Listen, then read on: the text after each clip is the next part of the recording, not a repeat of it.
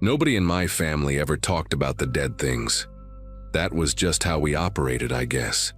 I grew up in a small house in rural Ohio, the kind of place where everyone knew everyone and nothing exciting ever happened except for church potlucks and high school football games. My brother Elliot was 4 years older than me, which meant by the time I started kindergarten in 1994, he was already this mysterious figure who spent most of his time in his room or wandering the woods behind our property. Our parents worked long hours at the manufacturing plant 2 towns over, so Elliot and I were often alone together after school. He was quiet, the kind of quiet that adults always mistook for politeness or shyness. Teachers loved him. Neighbors called him such a nice young man. But even as a little girl, something about the way he watched things made me uncomfortable, though I never had the words to explain why. The first pet that died was my hamster, Peanut. I was 7 years old and had only had him for 3 weeks when I found him stiff in his cage one morning, his tiny body contorted in a way that seemed wrong even to my childish eyes. My mother said he probably had a heart attack, that hamsters were fragile creatures. Elliot stood in my doorway while I cried, his face completely blank, and when our mom left the room, he told me he could help me bury Peanut in the backyard. I remember how carefully he handled the small body, how he seemed almost fascinated by the weight of it in his palm. 2 months later, our neighbor's cat went missing, and then it was the Thornton family's dog down the street. People blamed coyotes. Elliot never said anything about any of it, but I noticed he started spending more time in those woods, coming home with dirt under his fingernails and scratches on his forearms that he claimed came from thorny bushes. By the time I reached middle school, I had learned to keep a mental catalog of strange coincidences. Billy Ashworth broke his arm falling off his bike on a route Elliot had suggested as a shortcut. Megan Pryor got food poisoning at a birthday party where Elliot had helped serve cake.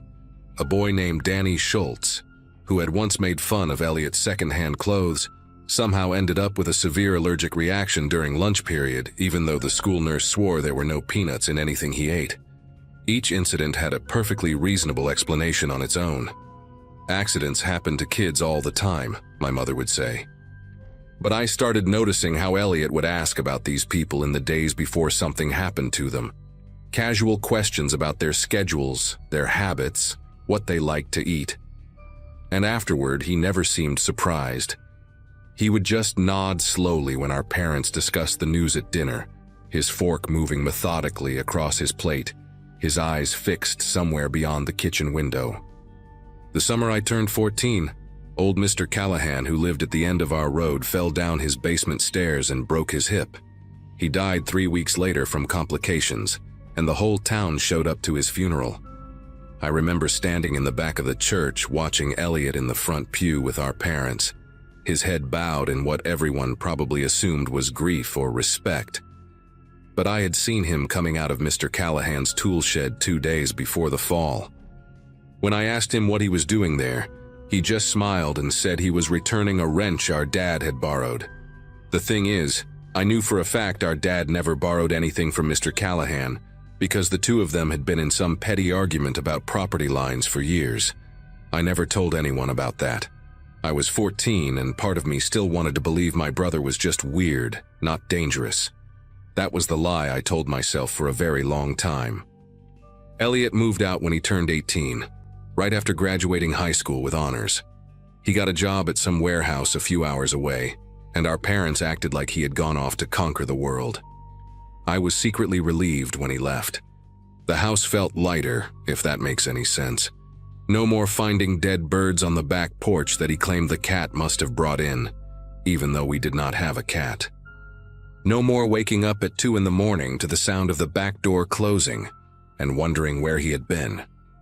I threw myself into school, made friends, went to college in Pennsylvania, and built a life that had nothing to do with that little house in Ohio. Elliot and I exchanged maybe 3 phone calls a year, always on holidays, always brief. He sounded normal enough. He told me about jobs, apartments, a girlfriend once. I convinced myself that maybe I had imagined all those childhood suspicions, that maybe I had just been a paranoid kid with an overactive imagination looking for patterns that were not there. Our dad passed away from a heart attack in 2015, and our mom followed him 2 years later after a long fight with cancer. I was the one who handled most of the arrangements because Elliot said he could not get time off work for the funerals. He showed up to our mother's burial for exactly 40 minutes, stood at the edge of the group with sunglasses on even though it was overcast, and left without saying goodbye to anyone. After the estate was settled, the house sat empty for years. I kept paying the property taxes because I could not bring myself to sell it, but I never went back. Then, this past October, I got a letter from the county saying there were code violations that needed to be addressed, something about the roof and overgrown vegetation. I had no choice but to drive out there and assess the damage myself. I wish I had just hired someone to deal with it. I wish I had never stepped foot in that house again. The drive took almost 5 hours, and I arrived just as the sun was starting to set. The house looked smaller than I remembered, sagging under the weight of years of neglect. Paint peeling off the siding in long strips, gutters hanging loose, the front porch steps rotted through in places. I let myself in with the old key that still hung on my keychain after all these years, and the smell hit me immediately. Mildew, dust, and something else underneath it all, something faintly metallic that I could not identify. The furniture was still there, covered in white sheets like ghosts frozen mid-conversation. I walked through the living room, the kitchen, my parents' old bedroom. Everything was exactly as they had left it, preserved in a thick layer of grime. But when I climbed the stairs to the second floor and pushed open the door to Elliot's room, I found something I was not expecting. The room had been cleared out completely, except for a single cardboard box sitting in the middle of the floor. It was not dusty like everything else. Someone had been here recently. I should have left right then. Every instinct I had was screaming at me to get back in my car and drive away, to call a realtor and let them handle everything remotely. But I could not stop myself from opening that box. Inside, there were notebooks, dozens of them, the cheap composition kind with the black and white marbled covers. And underneath the notebooks, there were drawings. I pulled out the first one and my breath caught in my throat. It was a detailed sketch of a cat, anatomically precise. But the cat was cut open, its organs labeled in neat handwriting. There were notes in the margins about which incisions caused the most blood loss, which organs could be removed while the animal was still alive. I flipped through more pages and found dogs, birds, squirrels, all documented the same way. Dates were written at the top of each page. The earliest one I found was from 1991, when Elliot would have been only 9 years old. The notebooks were worse. They were organized by year, each one filled with Elliot's handwriting in blue ink that had faded to gray over time. He had documented everything: names, addresses, daily routines, weaknesses. There were pages dedicated to specific people, our neighbors, classmates, even our own parents. He had noted what time our dad left for work, what medications our mom took, which days I had piano lessons. One entry described in clinical detail how he had loosened the bolts on Mr. Callahan's basement railing, calculating the angle of the fall and the likelihood of serious injury, based on the old man's weight and bone density. Another section chronicled his experiments in the woods, complete with maps showing where he had buried the remains. There was a whole notebook dedicated to something he called reaction studies, where he observed how people behaved when they were afraid or in pain. He had been watching all of us, studying us like specimens, and none of us ever knew. I was still sitting on the floor of his room, surrounded by evidence of my brother's secret life, when I heard a car pull into the driveway. My heart nearly stopped. Through the grimy window, I could see a dark sedan parking behind my car, and a man in a gray suit stepping out. For one terrible moment, I thought it was Elliot, that he had somehow known I would be here. But the man who knocked on the front door identified himself as Detective Paul Harmon from the state police. He was looking for information about my brother. A young woman had gone missing from a town about 60 miles from here, a 23-year-old named Brittany Lowe, who had vanished from her apartment 3 weeks ago without a trace. Elliot's name had come up during the investigation. They had found his fingerprints on her mailbox, and a neighbor had seen someone matching his description watching her building on multiple occasions in the weeks before she disappeared. The detective asked me when I had last spoken to my brother, and I realized I could not remember. It had been at least 2 years, maybe longer. I showed Detective Harmon everything I had found. He called in a forensic team that same night, and they spent hours photographing the notebooks, bagging the drawings, searching the woods behind the house with flashlights and cadaver dogs. They found bones out there, animal bones mostly, but also some fragments that would need further testing.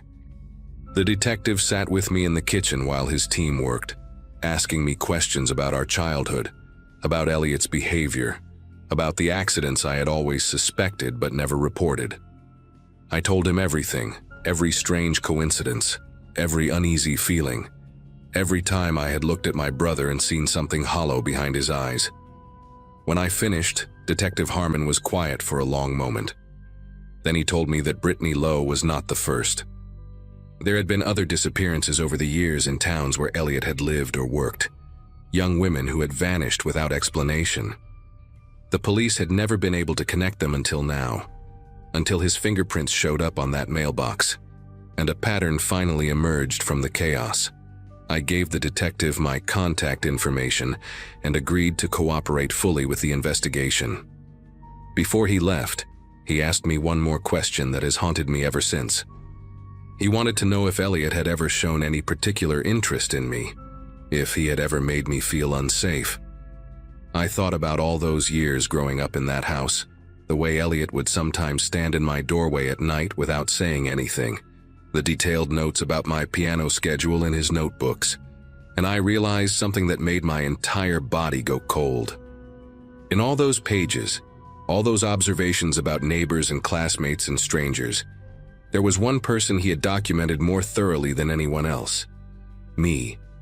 My habits, my friends, my fears, the route I took to school, the window I always left cracked open at night because I liked the fresh air. The last entry about me was dated just 6 months ago, long after I had moved away, long after I thought I had escaped.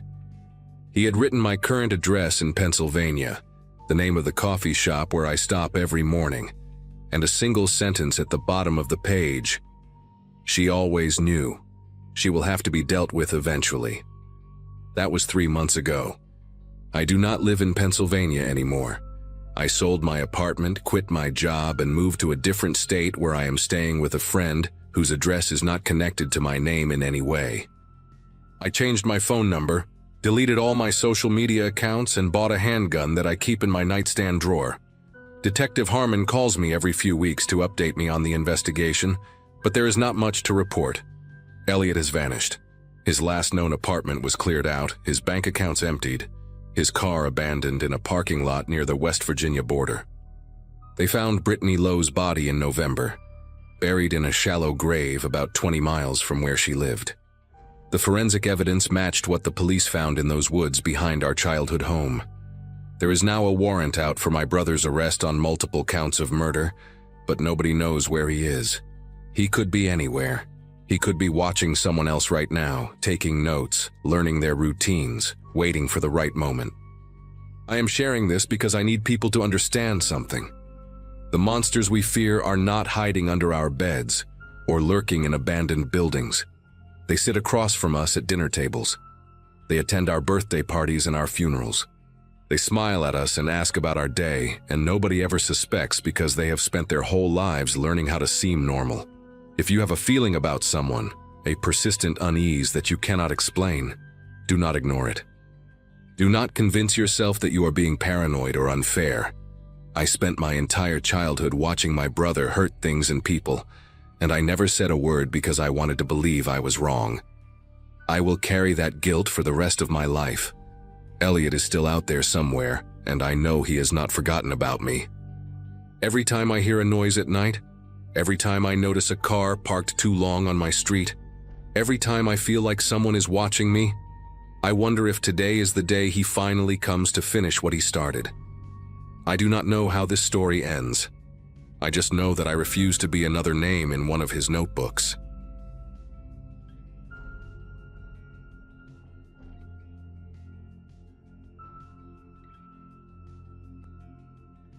Sometimes I think about how close I came to dying on a random Wednesday in October of 2017, and it still makes my chest tight. My sister had just given birth to her first baby in Phoenix, and since I lived in Albuquerque at the time, I decided to make the 6-hour drive instead of dealing with flight delays and rental cars. I had turned 34 that spring, finally stable in my nursing career after years of bouncing between hospitals, and the road trip felt like a good chance to decompress before meeting my nephew. I left work around 7 in the evening, figuring I could drive through the night and arrive by early morning. My Subaru Outback had just passed inspection. I had a full tank of gas, a podcast queue loaded up, and a large coffee from the hospital cafeteria. Everything felt normal. Everything felt safe. I remember thinking how much I loved night driving on empty highways, the way the world shrinks down to just your headlights and the white lines disappearing beneath your wheels. Around midnight, I was somewhere between Socorro and Truth or Consequences on Interstate 25, surrounded by absolute darkness. New Mexico desert at night is a different kind of lonely.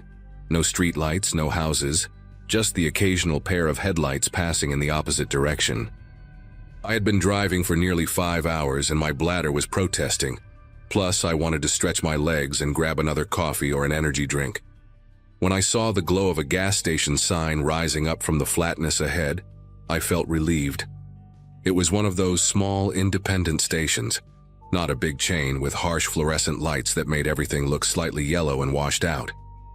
There were only 2 other cars in the parking lot, a beat-up pickup truck near the air pump, and a dark sedan parked at an odd angle near the side of the building. I pulled up to a pump closest to the store entrance, not really thinking about positioning, just eager to use the restroom. The store inside was small and cramped, shelves packed too tightly together with that random assortment you find at rural gas stations. Motor oil next to bags of chips, dusty stuffed animals hanging from a rack near the register.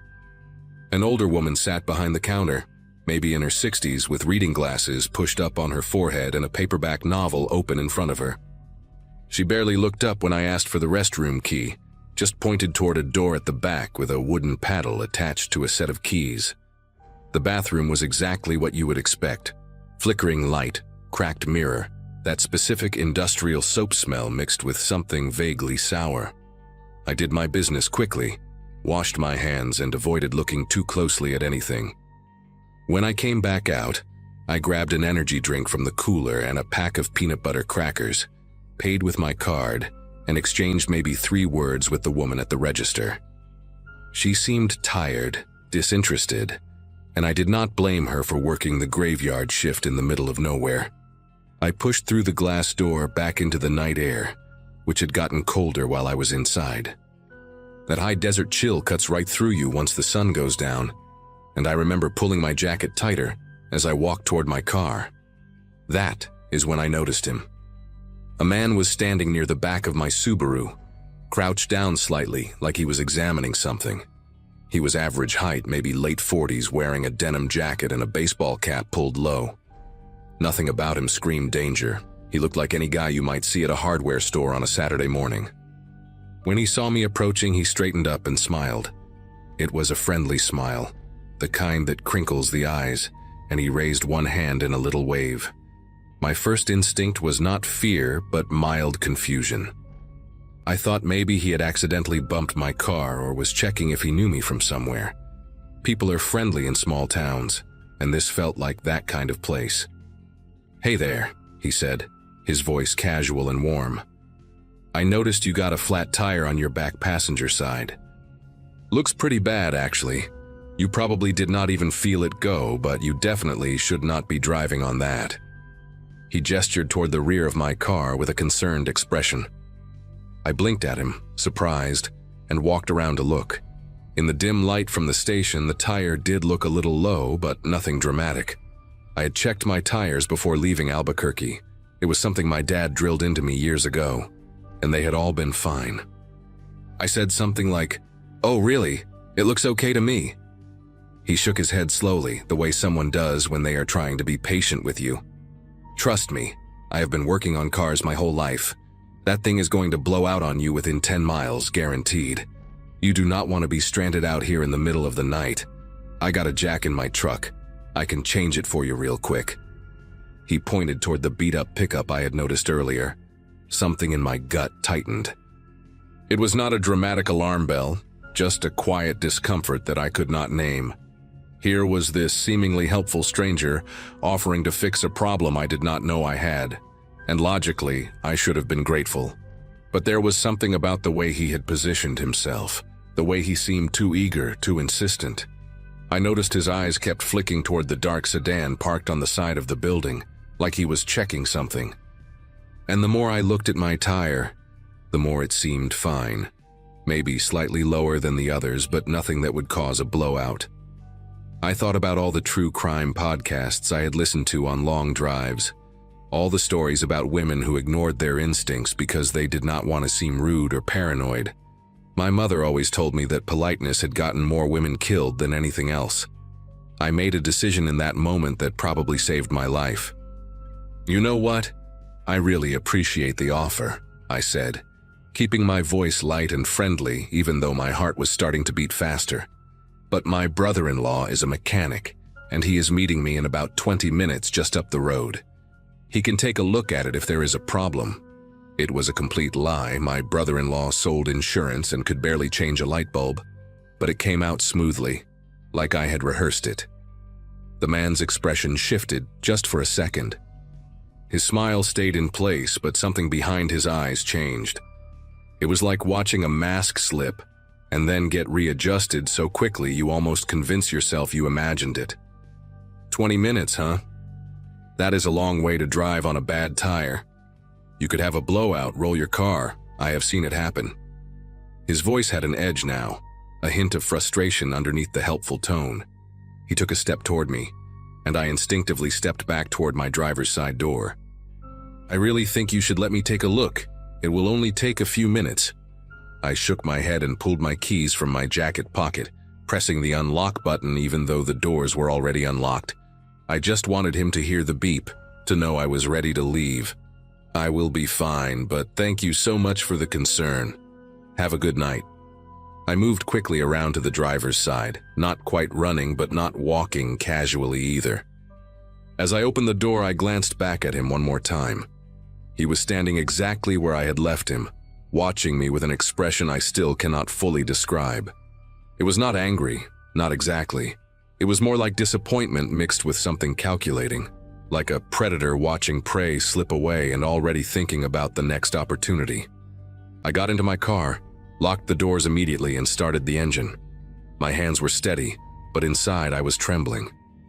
I pulled out of that parking lot faster than I should have, gravel spraying behind me as I turned back onto the interstate.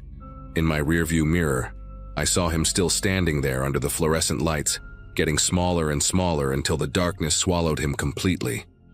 I drove for about 45 minutes without stopping, my eyes constantly checking the mirrors for any headlights that might be following me. Every time a car appeared behind me, my heart would race until it either passed or turned off onto another road. The tire seemed fine, no wobbling, no strange sounds, nothing that indicated any problem at all. I started to second-guess myself, wondering if I had been paranoid, if that man really was just a helpful stranger and I had been rude for no reason. But then I would remember that look in his eyes, the way his demeanor changed when I declined his help, and I knew I had made the right call. When I finally reached Las Cruces around 1:30 in the morning, I pulled into a well-lit truck stop that was busy with travelers and long-haul drivers. I parked under a bright light near the entrance and just sat there for a few minutes, letting my breathing slow down. I thought about calling my sister, but I did not want to worry her when she had just given birth. I thought about calling the police, but what would I even say? A man offered to help me with my tire and I said no. I checked into a motel in Las Cruces instead of continuing to Phoenix. I was too shaken to keep driving, and the exhaustion had caught up with me in a way that felt dangerous. The room was basic but clean, and I triple-checked the lock on the door before collapsing onto the bed fully clothed. Sleep came in fits and starts, interrupted by dreams I cannot remember but that left me waking up with my heart pounding. When morning finally came, pale light filtering through the cheap curtains, I felt ridiculous. In the daylight, the whole encounter seemed less sinister. I convinced myself that I had overreacted, that he was probably just some lonely guy who wanted to feel useful, and I had been rude to him for no real reason. I took a shower, grabbed breakfast at a diner attached to the motel, and checked my phone while I ate. That is when I saw the news alert that changed everything. A man had been arrested at a gas station on Interstate 25, just south of Socorro. The article said he was wanted in connection with the disappearances of at least 4 women over the past 3 years, all of them traveling alone on remote highways in New Mexico and Arizona. His method was always the same. He would puncture their tires while they were inside paying or using the restroom, then approach them as a helpful stranger, offering to fix the problem. The women who accepted his help were never seen alive again. Police had found remains on a property he owned about 60 miles from the interstate, buried in shallow graves in the desert. His name was printed in the article, but I do not remember it now. My brain just refused to hold on to it. What I do remember is the photo they included. It was a mugshot, his face lit by harsh institutional lighting, and even though he was not smiling anymore, I recognized him instantly. The denim jacket, the shape of his jaw, the way his eyes looked flat and empty without that friendly mask he wore. It was him. It was the man from the gas station. I dropped my phone onto the table and had to grip the edge to keep myself upright. The waitress asked if I was okay, and I could not even answer her. I just sat there, staring at nothing, trying to process the fact that I had been standing 3 feet away from a serial killer less than 12 hours ago. He had touched my car. He had looked me in the eyes and smiled. The article said he was arrested around 4 in the morning, which meant he was still at that gas station for hours after I left, probably waiting for another woman to pull in alone. I thought about the dark sedan parked on the side of the building and wondered if there had been someone else in it, if he worked with a partner, if I had been even closer to danger than I realized. I called my sister and told her I would be late, that something had happened and I needed to take care of something first. Then I called the New Mexico State Police. A detective drove down from Socorro to meet me in Las Cruces that afternoon. Her name was Gutierrez, and she had a calm, steady presence that helped me keep it together while I gave my statement. I told her everything, the time I arrived, what he said, how he acted, the dark sedan, all of it. She took notes without interrupting, nodding occasionally, and when I finished she asked if I would consent to having my car examined by their forensic team. I said yes without hesitation. They found the puncture within minutes. It was a small, clean hole in the sidewall of my back passenger tire, made by something sharp and narrow, probably an awl or an ice pick. The forensic tech said it was designed to cause a slow leak, the kind that would not be immediately noticeable, but would leave me stranded within 20 or 30 miles. Detective Gutierrez told me later that they found the same tool in his truck, along with zip ties, duct tape, and a hunting knife with a serrated edge. She did not tell me what else they found in his truck, and I did not ask. Some things I do not need to know. I made it to Phoenix 2 days later, and finally held my nephew for the first time. He was so small, so completely unaware of anything beyond warmth and milk and sleep, and I remember crying while I held him in a way that confused my sister until I explained what had happened. She held me while I sobbed, and we stayed up most of that night talking about nothing and everything, the way sisters do when one of them has brushed up against something terrible. I still think about that night at the gas station more often than I would like to admit. Sometimes I wonder about the women who were not as lucky as me, who said yes when he offered to help, who got into his truck, or let him follow them to a quiet spot on the side of the road. I wonder if they had the same instinct I did and ignored it, or if they never felt anything wrong at all. Do not have nightmares about him anymore, but every time I stop at a gas station after dark, I check my tires before I go inside and again when I come out. I watch the parking lot. I keep my keys in my hand. And I never ever ignore that quiet voice in my gut that tells me something is not right, even when I cannot explain why. That voice is the only reason I am still here to tell this story.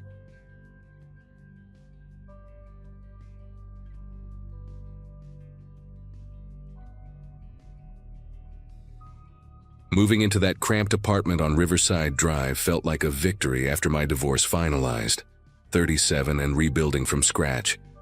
But at least I had my own space again.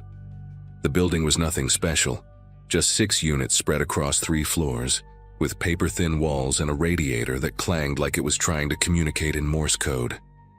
Most tenants kept to themselves, which suited me fine since I was pulling double shifts at the warehouse and barely had energy for small talk anyway. The only person I really knew was Mrs. Paulson from downstairs, who left homemade cookies outside my door every Sunday and always asked if I was eating enough. The unit directly across from mine, 3B, had been occupied since before I moved in.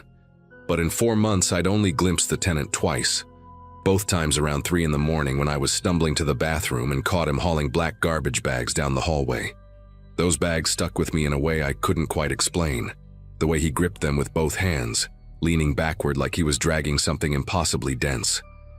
Normal garbage doesn't make a person's neck veins bulge like that, doesn't require shuffling sideways down the corridor to manage the weight.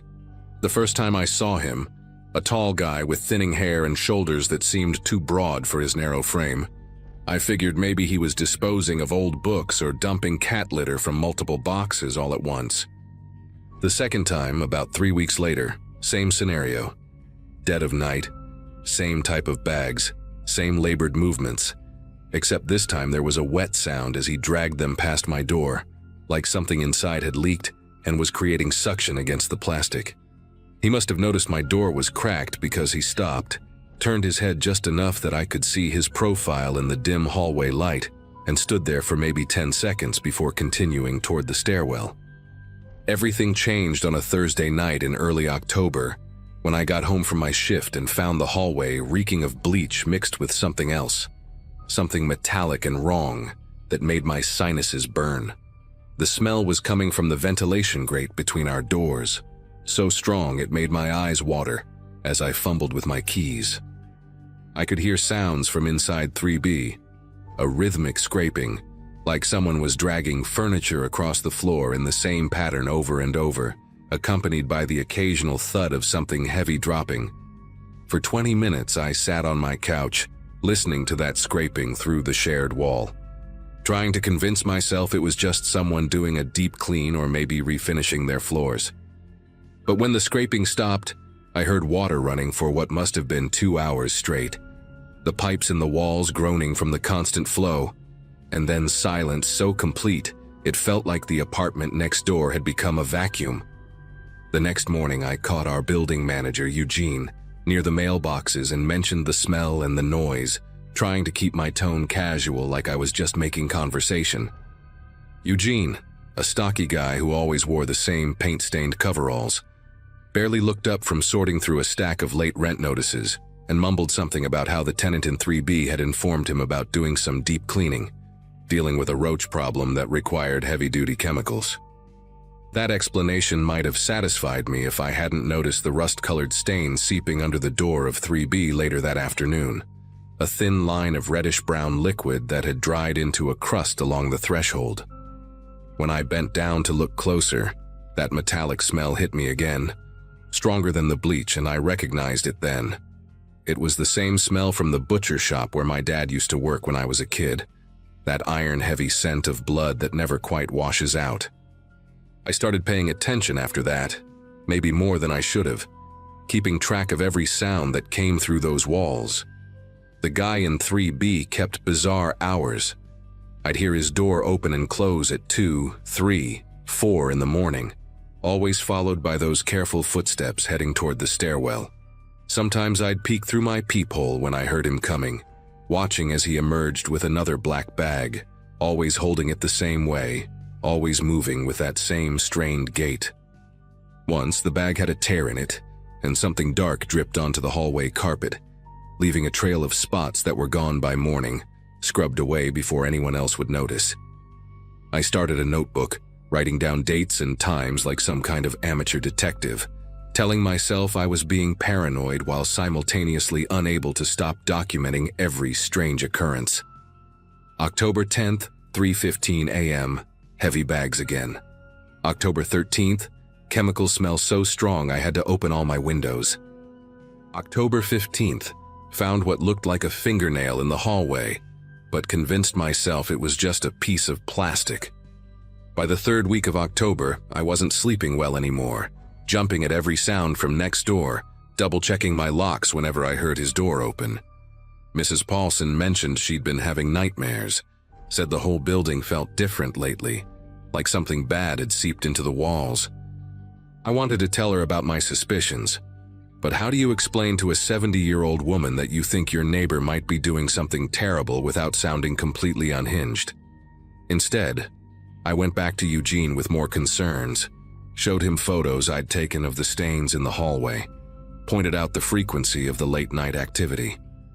Eugene looked at me like I was wasting his time, said the tenant in 3B had never missed rent, never had any official complaints, and suggested maybe I should mind my own business if I wanted to keep enjoying the below-market rent we were all getting.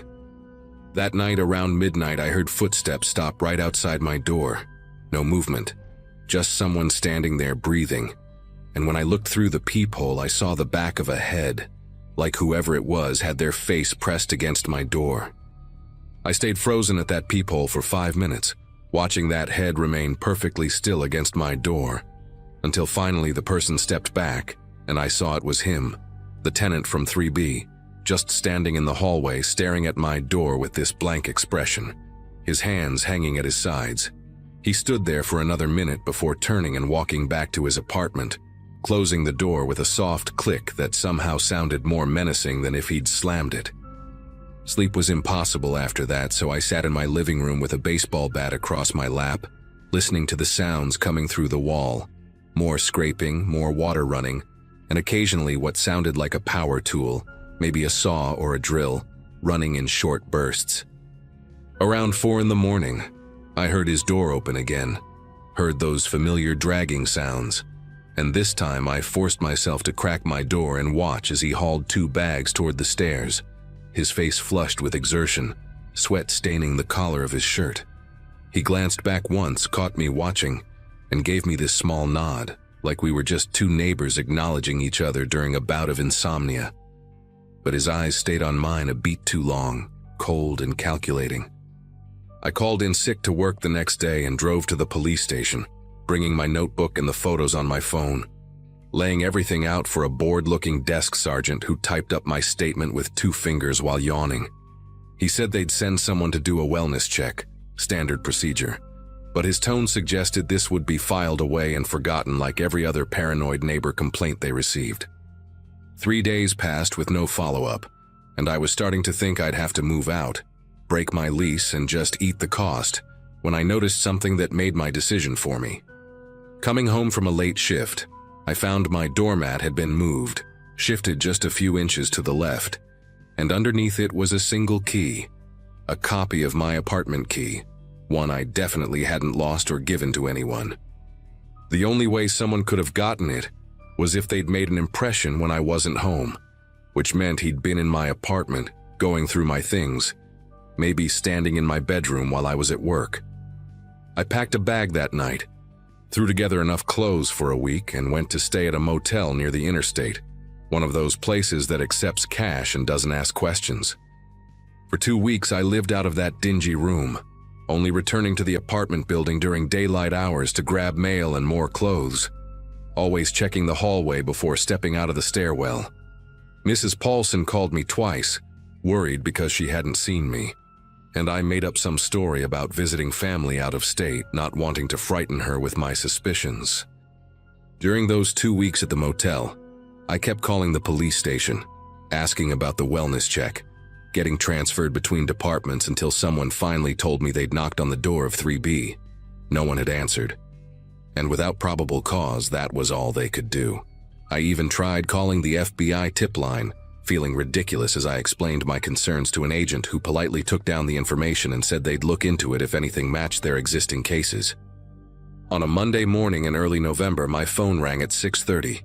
It was Eugene, his voice shaking, telling me to come to the building immediately but not to go inside, just wait in the parking lot. When I arrived, the entire block was cordoned off with yellow tape.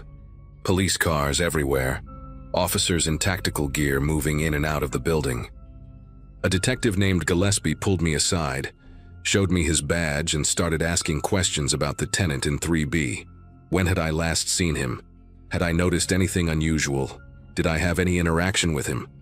I handed over my notebook, showed him all the photos on my phone, and watched his expression change from professional detachment to genuine concern as he flipped through the pages. He stepped away to make a phone call, and when he came back, he told me they'd been tracking this man for 3 years across 4 states, that he was wanted in connection with at least 11 disappearances, and my reports had helped them finally pinpoint his location after he'd made a mistake disposing of evidence in a dumpster 2 blocks away. They kept us out of the building for 3 days while the forensics team worked, and when they finally let me back in to collect my belongings, the door to 3B was sealed with evidence tape, and the smell of chemicals was overwhelming. Detective Gillespie walked me to my apartment, waited while I packed everything I owned into boxes, and then dropped something that made my knees buckle. They'd found my spare key in the suspect's apartment, along with photos of me coming and going, dates and times matching my work schedule perfectly. The killer, whose real name was Theodore Marsh, had been studying me for months, had made notes about my routines, my habits, even recorded conversations through the thin walls. In his notebook, which Gillespie let me glimpse briefly, there was a page dedicated to me with a single word circled multiple times. Later, the detective explained that Marsh had a pattern of selecting victims from his immediate environment, but would sometimes identify what he called future projects, people he planned to revisit after establishing himself somewhere new. The trial made national news. Theodore Marsh, the maintenance man killer as the media dubbed him, because he often took apartment maintenance jobs to gain access to victims. They found remains of 7 people in various states of decomposition inside the apartment walls, hidden behind false panels he'd constructed himself. I had to testify about what I'd observed, sitting in that courtroom while he stared at me with the same blank expression I'd seen that night at my door. He got multiple life sentences without possibility of parole, shipped off to a maximum security facility in another state. I never went back to that apartment building, couldn't even drive down that street for years afterward. Eugene sent me a check for my security deposit with a note apologizing for not taking my concerns seriously. Mrs. Paulson moved in with her daughter in Phoenix. The building was eventually demolished, turned into a parking lot for a new grocery store. Sometimes I drive by that parking lot, and I think about how close I came to being one of those remains in the walls, just another missing person case that might never have been solved if I hadn't trusted my instincts and gotten out when I did.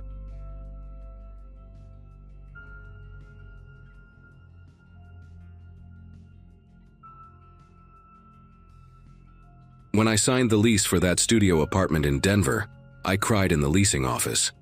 The property manager, this kind older woman named Beverly, thought something was wrong, but I told her they were happy tears. And they were.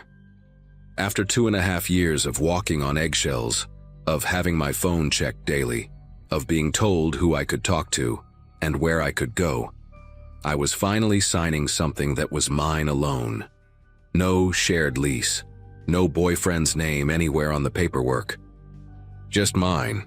I'd saved up for 8 months while working double shifts at the diner, hiding cash in a tampon box because I knew he'd never look there. The apartment was tiny, just 400 square feet on the 3rd floor of a converted warehouse building, but it had tall windows that let in actual sunlight, and a door that locked from the inside with a deadbolt I could control. I changed my number the day I moved in, blocked him on everything, and told exactly 3 people where I was going: my sister in Minnesota, my best friend from high school, and my manager at the new restaurant job I'd lined up. I didn't post about the move, didn't update my location, didn't leave a forwarding address at the post office. For the first month, I barely slept. Every footstep in the hallway made me jump. Every time my phone buzzed, Even though it was a new number, my heart would slam against my ribs. But as April turned into May, and May crawled into early July, something strange happened. I started to relax. I'd wake up in the morning and make coffee without wondering if I'd brewed it wrong. I'd wear whatever I wanted without calculating whether it would start a fight. I made friends with my neighbor across the hall, this nurse named Felicity, who worked night shifts and would sometimes knock on my door at 7 in the morning to share leftover Thai food. I started taking a different route home from work each week, not out of fear anymore, but because I could. Because nobody was timing me or questioning why I was 12 minutes late. I even went on a date in late July, nothing serious, just drinks with a guy I met at a bookstore. Didn't go anywhere, but I realized halfway through that I wasn't scared anymore. I wasn't looking at the door every 5 minutes. I wasn't making excuses to leave early. I was just living, like a normal person, and it felt like learning to breathe again after holding my breath underwater for years. The first package arrived on a Wednesday in mid-July. I came home from my shift around 10 at night, exhausted and smelling like fryer grease, and there it was sitting outside my door. A small cardboard box, maybe the size of a shoebox, with my name written on it in black marker. No return address, no shipping label, just my name and apartment number written in this careful, blocky handwriting that made my stomach twist before my brain could catch up to why. I brought it inside and stared at it for 20 minutes before opening it. Inside was a snow globe, the cheap kind you get at tourist shops, with a tiny plastic diner inside and fake snow that swirled when you shook it. We'd bought one exactly like it on a road trip to Colorado Springs 2 years earlier, back when I still thought his jealousy was just him caring too much. He'd dropped it in a gas station parking lot a week later during a fight about me smiling at the cashier, and it had shattered all over the asphalt. I'd never mentioned that snow globe to anyone, never posted about it. It was such a small, forgettable moment in a relationship full of bigger, worse moments. But here it was, sitting on my kitchen counter, the fake snow settling around that stupid little diner, and I knew he'd found me. I didn't sleep that night. I sat on my couch with every light on, holding my phone, trying to convince myself it was a coincidence. Maybe he'd sent it to my old address and somehow it got forwarded. Maybe I'd mentioned it to someone and forgotten. But the next morning, when I checked my Instagram, there were 3 failed login attempts between 2 and 4 in the morning. Then I checked my email. 2 more attempts. My Facebook, which I barely used anymore, had been locked due to suspicious activity. I changed all my passwords, enabled every security feature I could find, and told myself it was just random hackers, that this happened to everyone. The second package arrived 5 days later. This time it was a book, a paperback copy of this obscure mystery novel I'd been reading the week before I left him. I'd left my copy behind when I moved, left everything behind except my clothes and documents and the cash I'd saved. The book was dog-eared on page 147, the exact page I'd been on. Written in pencil in the margin was a single word in his handwriting: finish. I dropped it on the floor, my whole body trembling. I picked it up, shoved it in a trash bag, and took it directly to the dumpster outside. Then I called the police. The officer who came was polite, took notes, and told me there wasn't much they could do.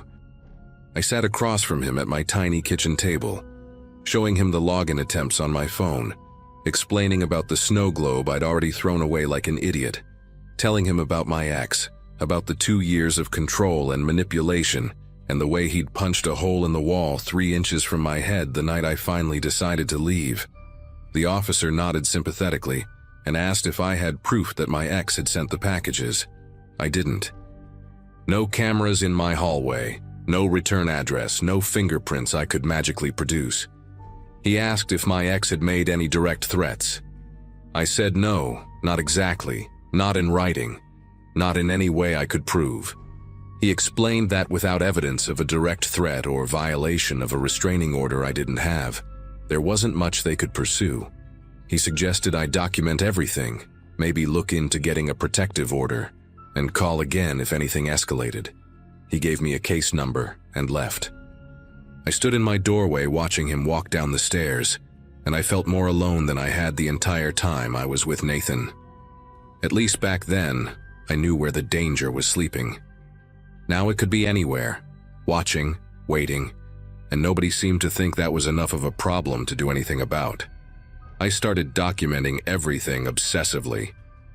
I bought a cheap notebook from the dollar store and wrote down every login attempt. Every time I felt like someone was watching me, every car that seemed to idle too long in the parking lot. I asked Beverly if the building could install cameras in the hallways, and she said she'd bring it up with the owners but couldn't promise anything. Felicity noticed something was wrong, and when I finally told her the short version, she started walking me to my car after her night shifts ended. I changed my route home from work again, varying my schedule, never leaving at the same time twice. The third package came on a Friday, exactly 1 week after the second. This one was a photograph, printed on glossy paper, tucked inside a plain manila envelope. It was a picture of me walking into my apartment building, taken from across the street. I was wearing the blue sweater I'd bought 2 weeks earlier, the one I'd picked specifically because Nathan hated the color blue on me, said it made me look washed out. On the back of the photo, in that same careful handwriting, he'd written, "Blue looks good on you now, you've changed." I threw up in my kitchen sink. Then I called the police again. And again, they took notes. And again, nothing happened. The weeks that followed were a blur of paranoia and exhaustion. I stopped sleeping more than 3 or 4 hours a night, always jerking awake at the smallest sound. I started noticing things that might have been nothing, or might have been everything. A man in a baseball cap browsing the same aisle as me at the grocery store 2 days in a row. A silver sedan parked in the lot behind my building that I didn't recognize. My mail arriving already opened, then resealed with tape that didn't match the postal services. I reported everything, built a file so thick it could have been a novel, and still the answer was always the same. Without direct contact, without an explicit threat, without him physically touching me, there was nothing they could do. I started sleeping with a knife under my pillow, then moved it to the nightstand because I kept having dreams where I accidentally cut myself. I put a chair under my doorknob every night like I'd seen in movies. I stopped going anywhere alone after dark. My manager at the restaurant started asking if I was okay, if I needed fewer shifts. And I almost laughed because fewer shifts meant less money, meant losing this apartment, meant going back to nothing. I couldn't afford to fall apart. I couldn't afford to let him win. But every morning I woke up feeling like I'd already lost something I couldn't name. Then came the Monday that changed everything. I got home from a double shift around 11 at night, bone-tired and thinking about nothing except taking a shower and collapsing into bed. The hallway was quiet, most of my neighbors already asleep, and I almost didn't notice it at first. But something made me look down as I reached for my keys, and there it was, a folded piece of paper tucked under my welcome mat, just the corner sticking out, easy to miss if you weren't paying attention. I pulled it out with numb fingers and unfolded it right there in the hallway, too exhausted to be careful, too worn down to take it inside first. The handwriting was his. I'd seen it 1,000 times on grocery lists, on passive-aggressive notes left on the fridge, on the card he'd given me for our first anniversary that I'd stupidly kept for months. The note said, "I'm proud of the life you built. The apartment is nice. Felicity seems like a good friend. I chose a good place for you to start over." I read it 3 times before the words actually registered. He knew about Felicity. He knew her name. He'd been close enough to learn the name of my neighbor, which meant he'd been close enough to hear us talking, or to read her name off her mailbox, or to watch us walking together to the parking lot at dawn. I ran inside, locked every lock, shoved the chair under the door, and sat on the floor with my back against the wall, clutching my phone, unable to move for what felt like hours. The next morning, I went straight to Beverly's office before my shift. I must have looked insane, dark circles under my eyes, still wearing yesterday's clothes, clutching that note in a plastic bag like it was evidence in a crime show. I told her everything, every detail I'd been too embarrassed or too scared to share before. She listened without interrupting, and when I finished, she picked up her phone and called the building's owner directly. Within 2 hours, I was sitting in a small security office in the basement I hadn't even known existed, watching footage from the parking garage cameras with Beverly and a guy named Jerome, who handled maintenance and apparently also monitored the limited security system. We started with footage from the night before, around the time I would have gotten home, and worked backward. It took almost 40 minutes of scrubbing through grainy black and white footage before Jerome suddenly leaned forward and said, "Wait, go back." Beverly rewound the tape, and there he was. Nathan walking calmly through the parking garage at 6 in the morning 3 days earlier, wearing a maintenance uniform I didn't recognize. He had a key card. He swiped it like he belonged there, like he'd done it 100 times before, and the door to the stairwell clicked open without hesitation. My throat closed up so tight I couldn't breathe. Beverly asked me if I was sure it was him, and I couldn't even answer. Just nodded because I would recognize the way he walked in my sleep, that confident stride he used when he thought he was getting away with something. Jerome pulled up the tenant registry while Beverly kept rewinding through older footage. It didn't take long to find what we were looking for. 6 weeks earlier, almost exactly 2 weeks after I'd moved in, someone named Neil Travers had signed a lease for a studio apartment on the first floor. The signature was different, messier than Nathan's usual handwriting, but the emergency contact phone number listed on the application was 1 digit off from Nathan's mother's landline, a number I'd called dozens of times back when I still thought I might eventually be part of his family. Jerome pulled up more footage, and we watched Nathan, or Neil, coming and going at odd hours, always between 5 and 7 in the morning, always returning late at night. He'd been living in the same building as me for over a month, 40 feet below my apartment, using a fake name, paying rent, receiving mail, blending in like any other tenant. In one clip, I watched myself walk past him in the lobby. I didn't even glance in his direction. He was wearing sunglasses and a baseball cap, and I was looking at my phone, completely unaware that the person I'd spent 8 months hiding from was standing close enough to touch me. Beverly's hand found mine and squeezed, and I realized I was crying. These awful silent tears streaming down my face while I watched myself almost die without knowing it. This time, when I called the police, I had evidence. I had footage of him entering the building with a stolen keycard. I had a lease application with a fake name and a traceable phone number. I had 6 weeks of recorded comings and goings that matched the timeline of every package, every login attempt, every moment I'd felt watched. 2 officers came within the hour, and Beverly handed over copies of everything. They ran the name Neil Travers and found nothing, which was enough to justify a welfare check on the apartment. I waited upstairs with Felicity, who'd called in sick to work the moment I told her what was happening, holding my hand so tight her knuckles went white. The knock on his door came at 2 in the afternoon. I know because I was watching the clock, counting every second, convinced he'd somehow slipped away, that he'd seen the police coming and vanished like smoke. But he hadn't.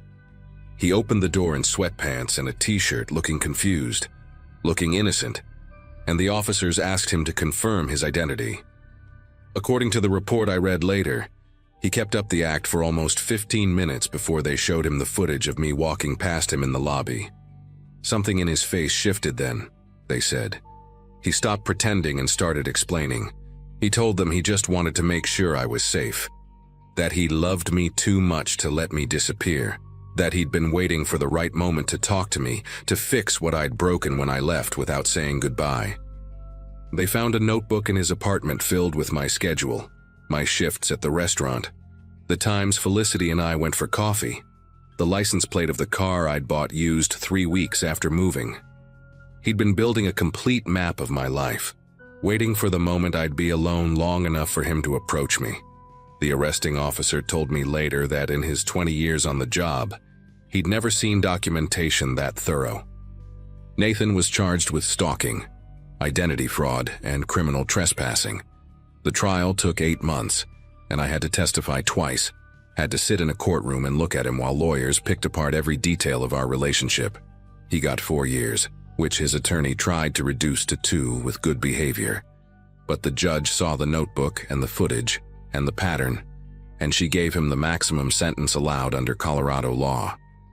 I moved out of that apartment 3 days after his arrest, stayed with my sister in Minnesota until the trial was over, then relocated somewhere I'm not going to name because I've learned the hard way that safety isn't something you can take for granted. It's been almost 2 years now, and I still check the locks 3 times before bed. I still vary my route home. I still feel my heart jump when I see a silver sedan or a man in a baseball cap. But I also sleep through the night most weeks. I have a job I like and friends who know my real name, and a small apartment with a security system I paid for myself. Sometimes I think about that note he left under my welcome mat, about him saying he chose a good place for me to start over. He didn't choose anything for me. I chose it. I chose to leave. I chose to rebuild. And when he tried to take that from me, I chose to fight back. That's the part I hold on to when the fear creeps in. He's in a cell somewhere, and I'm here, free. Writing this down so that maybe someone else who's going through something similar knows that the system doesn't always fail you. Sometimes, if you document everything and don't give up, you get to be the one who walks away.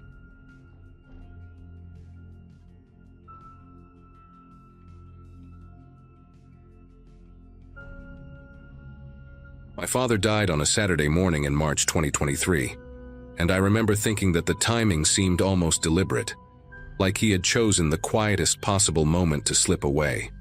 He was 74 years old, had been fighting lung cancer for almost 2 years, and the hospice nurse told us he went peacefully in his sleep at the house in rural Montana, where he had lived for the past 4 decades. I drove up from Denver that same afternoon, a 6-hour trip through mountain roads that I had made dozens of times before, but never under circumstances like these. My sister Corinne met me at the driveway, her eyes red and puffy, and we stood there hugging in the cold spring air while the sun set behind the pines. Our mother had passed away when we were kids, so it was just the 2 of us now, the last of the Pruitt family, standing in front of a house that suddenly felt impossibly large and impossibly empty. Corinne had already started making lists of what needed to be done, because that was how she coped with things, and I was grateful for her organizational instincts because my own mind felt like it was filled with static. The funeral was small, just a handful of neighbors and a few of my father's old colleagues from the lumber mill where he had worked as a foreman for 25 years before retiring. People said nice things about him, called him a quiet man, a private man, someone who kept to himself but was always willing to help when you needed it. I nodded along and shook hands and accepted casseroles wrapped in aluminum foil, and through it all I kept thinking about the garage.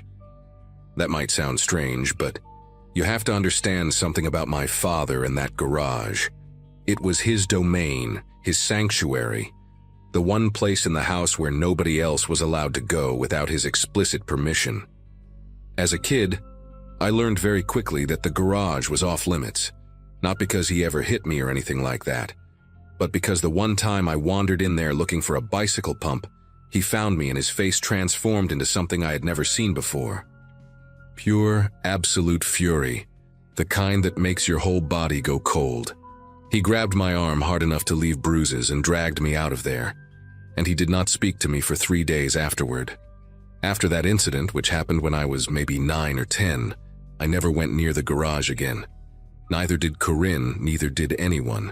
My father kept a heavy padlock on the side door and another on the main garage door, and he carried the keys on a chain attached to his belt at all times. When I got older and started asking questions, he would just stare at me with those pale gray eyes of his and say, it was none of my business, that a man was entitled to his privacy, that some things were not meant to be shared. I assumed he was building something in there, maybe a boat or some kind of woodworking project, something he wanted to keep secret until it was finished. That was the story I told myself anyway, the explanation that let me sleep at night and not think too hard about why my own father treated one room of his house like it contained nuclear launch codes. Corinne had her own theory, which was that he was hoarding money in there, cash he did not want the government to know about. We even joked about it sometimes, called it Fort Knox, laughed nervously whenever the subject came up. But now he was gone, and someone had to deal with the property. Corinne had a husband and 2 kids back in Seattle, a job she could not take more than a week off from, so the task of cleaning out the house fell mostly to me. I worked remotely as a software developer, which meant I could set up my laptop anywhere with decent Wi-Fi and keep billing hours while I sorted through 40 years of accumulated belongings. The first few days were exactly what you would expect. Endless trips to the donation center with boxes of old clothes, arguments with Corinne over the phone about what to keep and what to throw away, moments of unexpected grief when I found something like my mother's handwriting on a recipe card tucked inside a cookbook. I avoided the garage. I told myself I was saving it for last, that I needed to deal with the easier stuff first. But the truth was that I was scared. Not scared of what I might find exactly, but scared of finally knowing what my father had been hiding all those years. Scared that the answer might change everything I thought I knew about him. On the 8th day after the funeral, I ran out of excuses. The house was mostly empty. The paperwork was sorted, and the only thing left was the garage and whatever waited inside. I found the keys in a small wooden box on my father's nightstand, right where the hospice nurse said they would be. There were 3 of them on a tarnished brass ring, each one worn smooth from decades of use. My hands felt numb as I walked across the backyard toward the side door, the spring mud sucking at my boots with every step. The garage was a separate structure from the main house, a concrete block building with no windows and a roof covered in green moss. Looked like a bunker, like something designed to keep people out, and standing in front of it, I understood for the first time just how much effort my father had put into making sure nobody ever saw what was inside. I fitted the first key into the padlock, turned it, and heard the mechanism click open with a sound that seemed much too loud in the quiet afternoon air. The smell hit me before I even got the door fully open.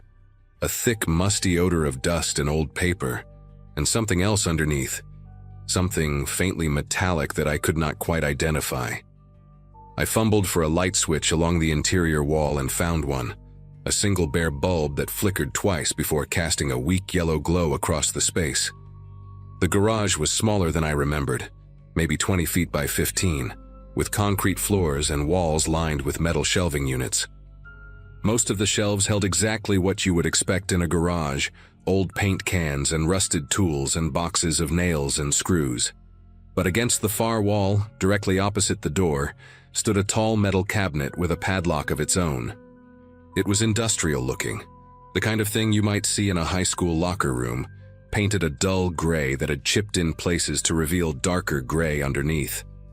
I knew immediately that this was what my father had been protecting all along. Not the garage itself, but whatever was locked inside that cabinet. The second key on the ring fit the padlock perfectly, and when I pulled the doors open, the hinges screamed like they had not moved in years. The first thing I saw was the jewelry. Rings, necklaces, bracelets, earrings. All of them tangled together in a shallow cardboard box on the top shelf.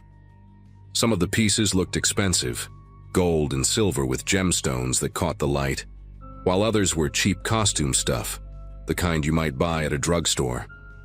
None of it belonged to my mother.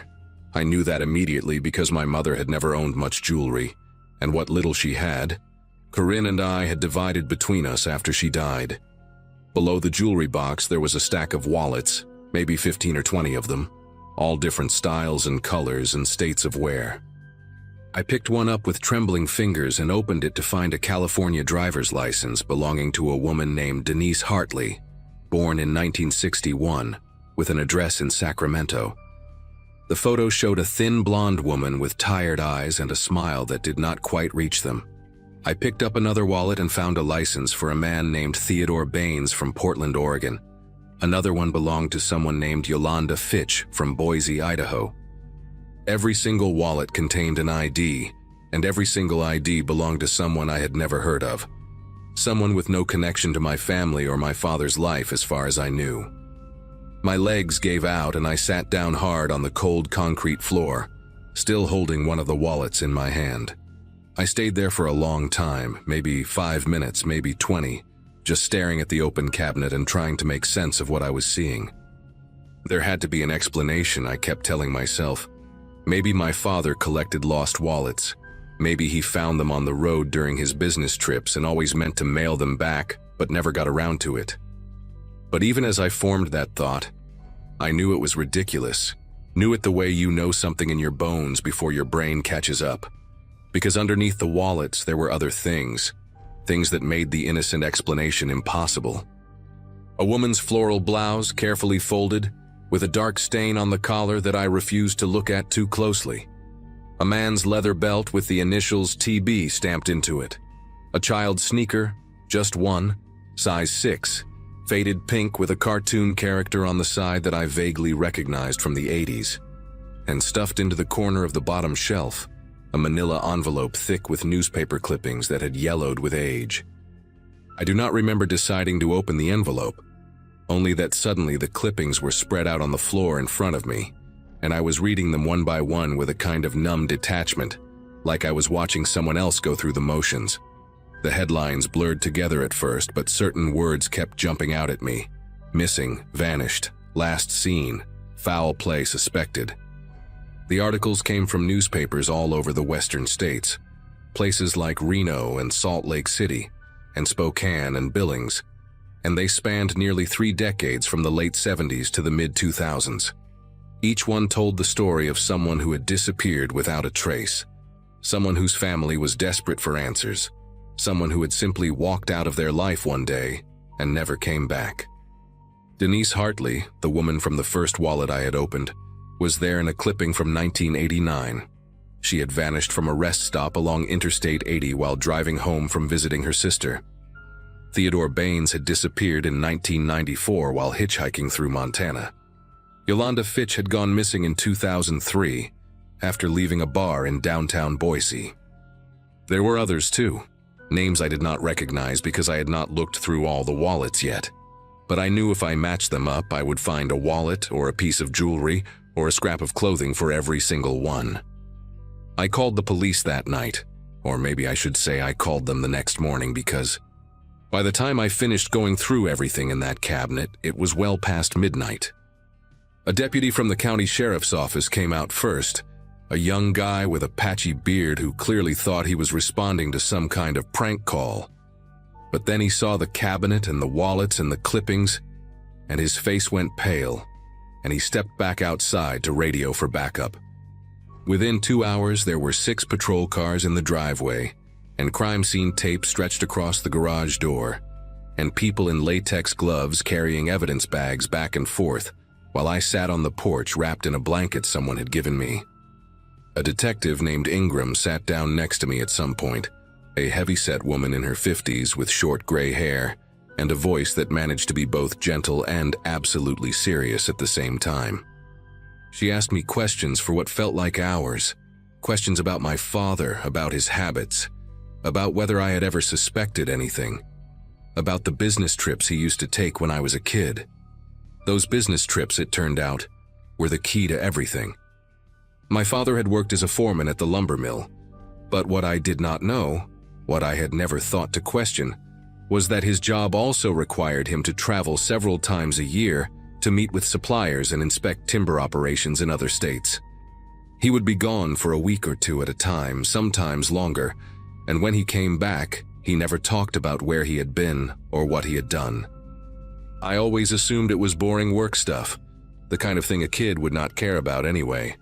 But Detective Ingram told me that investigators in at least 4 states had been looking at my father for years, going back to the early 90s when a witness reported seeing a man matching his description talking to Yolanda Fitch outside that bar in Boise the night she disappeared. They never had enough evidence to arrest him, never had anything concrete that would hold up in court, just a pattern of travel that seemed to coincide with disappearances and a gut feeling that something was wrong. She told me they had even interviewed him once back in 1998 about a missing woman in Wyoming, but he had an alibi that checked out, and they had to let him go.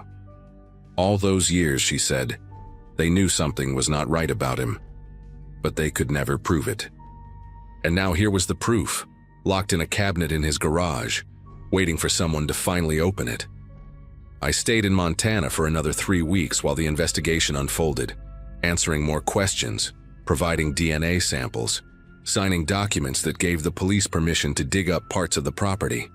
They found remains buried in the woods behind the house, 4 sets of bones in shallow graves that my father had apparently dug over the course of several decades. Dental records confirmed that 2 of them matched people from the newspaper clippings, including Denise Hartley, the woman whose wallet I had opened first. The forensic team estimated there could be more, scattered across multiple states along the routes my father used to travel, and the FBI got involved at some point because the crimes crossed so many jurisdictions. Corinne flew out when the news broke nationally, and we sat together in a motel room watching our father's face appear on cable news, listening to reporters describe him as a suspected serial killer who had evaded justice for over 30 years. She kept asking me if I remembered anything, any sign that something was wrong, and I kept telling her no. I did not. He was just our father, quiet and private, and sometimes angry, but never anything that made me think he was capable of this. But that was a lie, or at least not the whole truth, because I did remember something I had buried so deep I almost convinced myself it never happened. I was 12 years old, and my father had just come back from one of his trips. It was late, past midnight, and I woke up because I heard the truck pulling into the driveway. I got out of bed and went to my window, which looked out over the backyard and the garage beyond it. The moon was full that night, bright enough that I could see everything clearly, and I watched my father get out of the truck and walk around to the passenger side. He opened the door and pulled something out, something large and heavy that he carried over his shoulder like a rolled-up carpet. Except it was not a carpet. I knew that even then, knew it from the way it bent in places a carpet would not bend, knew it from the glimpse of pale skin I caught in the moonlight before he disappeared into the garage. I stood at that window for a long time, waiting for him to come back out, and when he finally did, his clothes were different and he was carrying a garbage bag that he threw into the bed of the truck. He looked up at the house then, and for one terrible moment I thought he saw me, thought our eyes met across the darkness. But he just stood there for a few seconds and then went inside. And the next morning at breakfast, he was the same as always, quiet and distant and completely unreadable. I never told anyone what I saw. I was 12 years old and I did not have the words for it, did not have the framework to understand what it meant. So I did what children do when reality becomes too frightening to accept. I convinced myself it was a dream, a nightmare, something my imagination had invented. And eventually, I believed it. I live in Denver now, same apartment I had before any of this happened, same job, same routine. The house in Montana was seized as part of the investigation, and I do not know what will happen to it, do not really care. Corinne and I talk on the phone every few weeks, but there is a distance between us now that was not there before, a shared trauma that neither of us knows how to process. The FBI identified 11 victims in total, spanning from 1978 to 2006, though they suspect there may be others they will never find. My father, they told me, fit a specific profile, someone who targeted vulnerable people, drifters and hitchhikers and runaways, people whose disappearances would not make headlines, people who nobody would look too hard for. He was patient and careful and methodical, and if he had not kept those souvenirs in his cabinet, if he had not held on to the proof of what he had done, he would have died as nothing more than a quiet old man who kept to himself. Sometimes I wonder why he saved those things, whether it was arrogance or compulsion, or some twisted need to remember. Sometimes I wonder if he wanted to be caught, if leaving those keys on his nightstand was his final confession. But mostly I try not to wonder about anything at all. I go to work and I come home, and I do not think about the man who raised me, the man who taught me to ride a bike and helped me with my homework and sat across from me at the dinner table for 18 years while carrying secrets that would have destroyed everything if I had known. He was my father. He was also a monster, and I have to live with both of those truths for the rest of my life.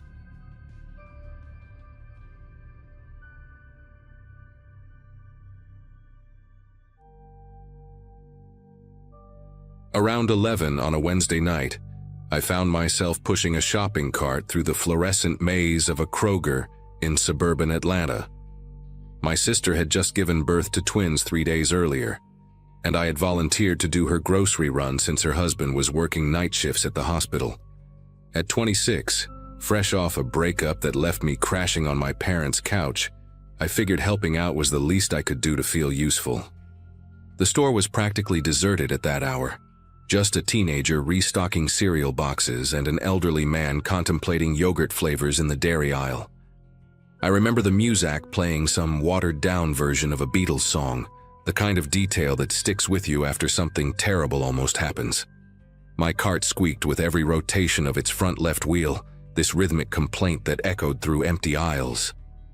I grabbed everything on the list: diapers, formula, those specific crackers my sister craved during pregnancy and apparently still wanted. The whole trip took maybe 40 minutes, and I was thinking about nothing more significant than whether I should grab myself a bag of chips for the drive home. The parking lot sprawled out in front of the store like a concrete ocean, maybe 200 spaces with only about 15 cars scattered across it. Most of them clustered near the entrance, but I had parked further out near a broken lamppost because it was the only spot I could find when I arrived earlier, and the lot was busier. Now, walking toward my car with 4 plastic bags cutting into my fingers, I noticed how quiet everything had become. The highway noise that usually hummed in the background seemed muted, absorbed by the humid Georgia air. My footsteps sounded impossibly loud against the asphalt, each step a small announcement of my location. I was maybe 30 feet from my car, a silver Camry that my dad had passed down to me after buying himself a truck, when I noticed movement between 2 vehicles about 20 feet to my left. A man stepped out from behind a dark SUV, and even from that distance I could tell he was looking directly at me. He started walking in my direction with this purposeful stride that made my chest tighten. Not running, not casual, but deliberate, like someone who had been waiting. He was probably in his late 40s, wearing a beige jacket that looked too warm for the weather and jeans that seemed brand new, stiff and dark. His hair was thinning on top, combed back in a way that revealed a prominent forehead with deep creases.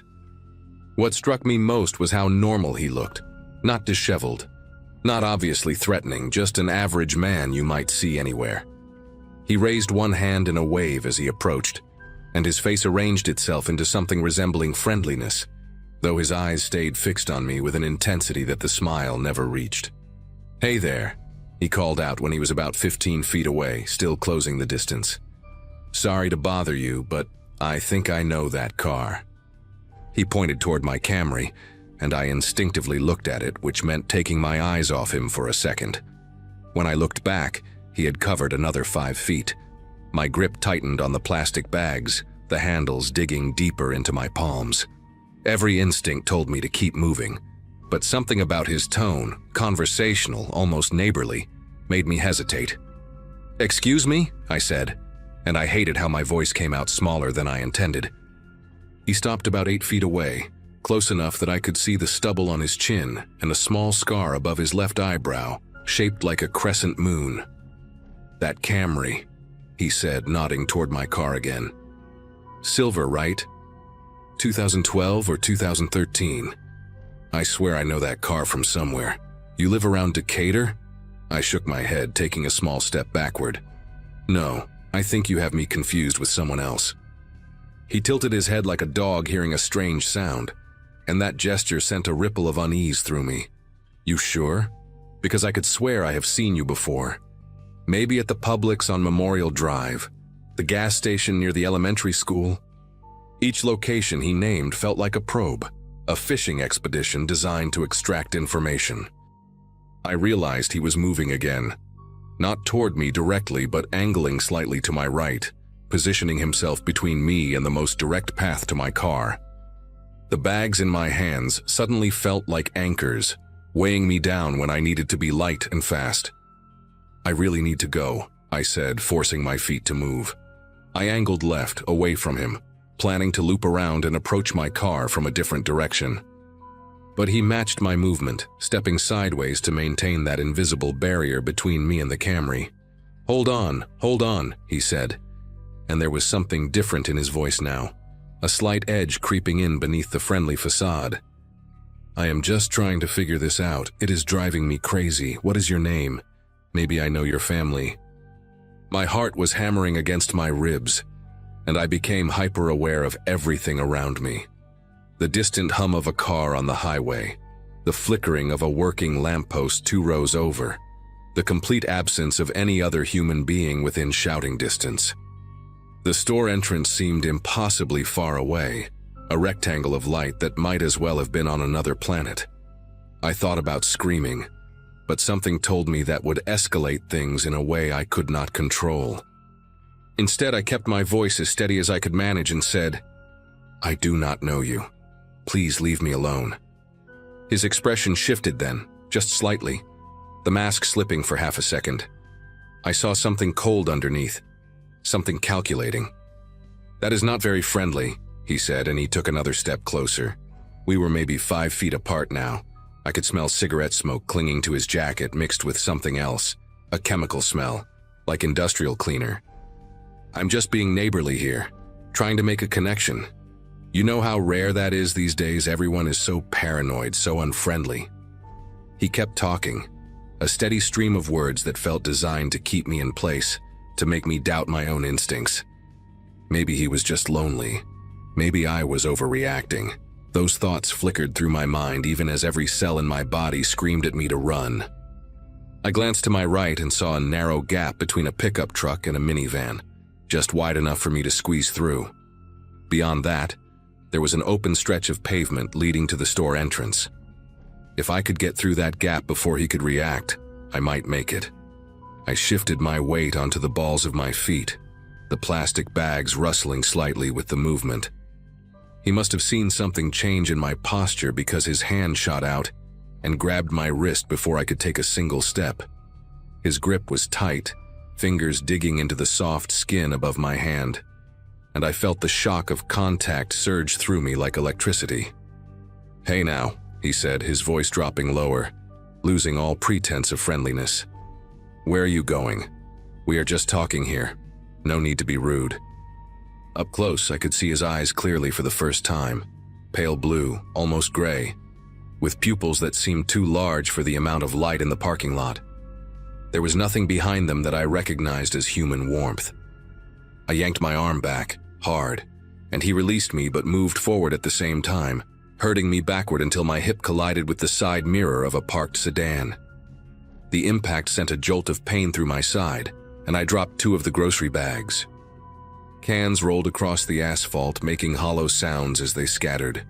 "Look what you made me do," I said, the words coming out in a rush, my brain grasping for anything that might normalize this situation, might return us to a world where strangers did not grab you in parking lots. "Just pick them up," he said, gesturing at the fallen groceries. "I will wait." And that was when I understood with absolute clarity what was happening. He wanted me to bend down, to make myself smaller, more vulnerable, to take my eyes off him. The way he stood there, blocking my path to the open lot, angling me further into the canyon formed by parked cars. This was not random. This was practiced. I thought about a true crime podcast I had listened to during my commute. Something about predators choosing locations and timing, about how they test boundaries before escalating. Every interaction so far had been a test. The friendly wave. The questions about where I lived. The grab when I tried to leave. Each one pushing a little further, seeing how I would react. My mind raced through options. I could scream, but the store was so far away, and who knew if anyone would hear? I could fight, but he was bigger than me and I had no idea if he was armed. I could try to run, but he had already shown he was faster than he looked. The keys in my pocket pressed against my thigh, and I remembered something my mother had told me years ago about holding your keys between your fingers like a weapon. I did not pick up the groceries. Instead, I took a deep breath and screamed as loud as I could. Not a word, just a raw, primal sound that tore out of my throat and echoed across the empty lot. The man flinched, his eyes darting toward the store entrance, and in that half second of distraction I bolted. I ran straight for the gap between the pickup and minivan, squeezing through so fast that the minivan's mirror scraped against my arm, leaving a burning line of pain I barely registered. Behind me, I heard him curse and the sound of his footsteps pounding against the pavement. I did not look back. I just ran, my lungs already burning, my legs pumping harder than they had since high school track practice. The store entrance grew larger with every stride, 50 feet, 40, 30. I could hear him getting closer, his breathing heavy and ragged, and I pushed myself faster, faster, until I burst through the automatic doors and nearly collided with a display of energy drinks. The teenager who had been stocking shelves looked up with wide eyes, and I gasped out the words, "Call the police," before doubling over, hands on my knees trying to catch my breath. The kid must have seen something in my face because he did not ask questions, just pulled out his phone and dialed. I turned around and looked through the glass doors, my heart still slamming against my chest. The man was standing at the edge of the parking lot, right where the overhead lights gave way to shadow. He was just watching, not moving, his hands hanging loose at his sides. Even from that distance, I could feel his gaze on me, heavy and cold. Then a car pulled into the lot, a woman in a minivan, probably coming for a late-night grocery run just like I had, and he turned and walked away. Not running, not hurried. Just a casual stroll like he had all the time in the world. He disappeared between two rows of parked cars, and a moment later I heard an engine start somewhere in the darkness.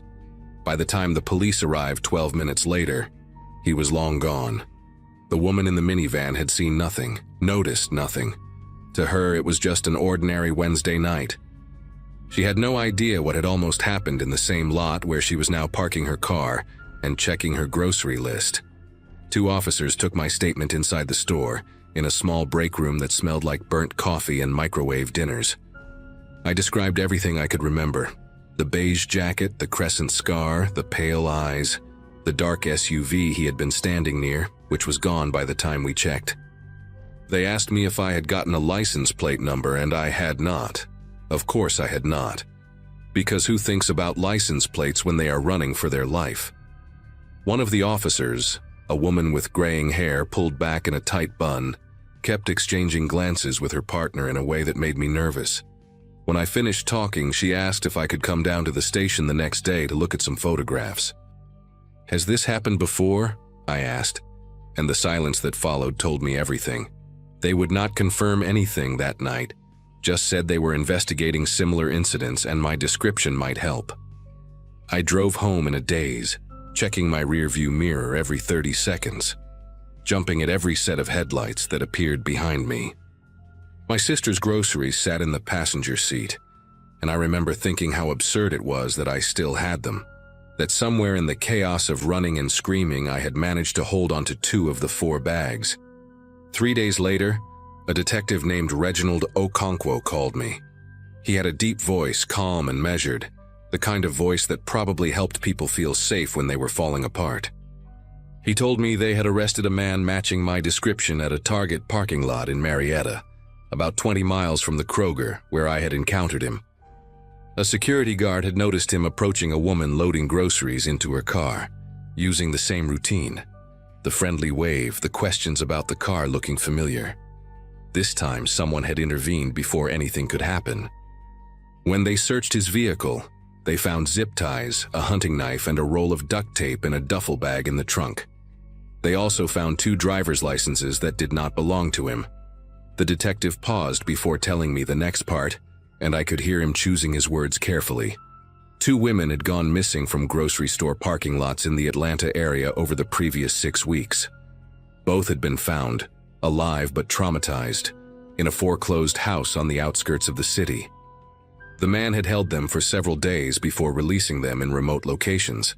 He had used the same approach with both of them, pretending to recognize their car, asking friendly questions, positioning himself to cut off their escape routes. I was going to be his third.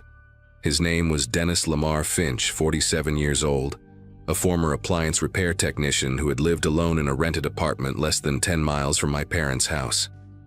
The news covered the arrest for a few days, showing his mugshot on every local channel. That same unremarkable face, those same pale eyes staring blankly at the camera. Watching him on television, you would never guess what he was capable of.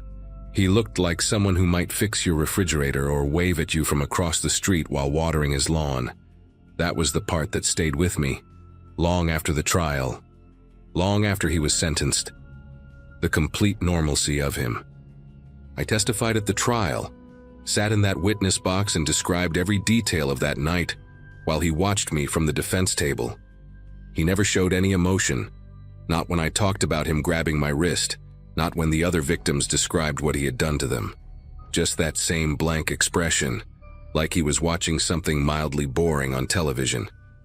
The jury took less than 4 hours to convict him on all counts. He got 45 years, no possibility of parole.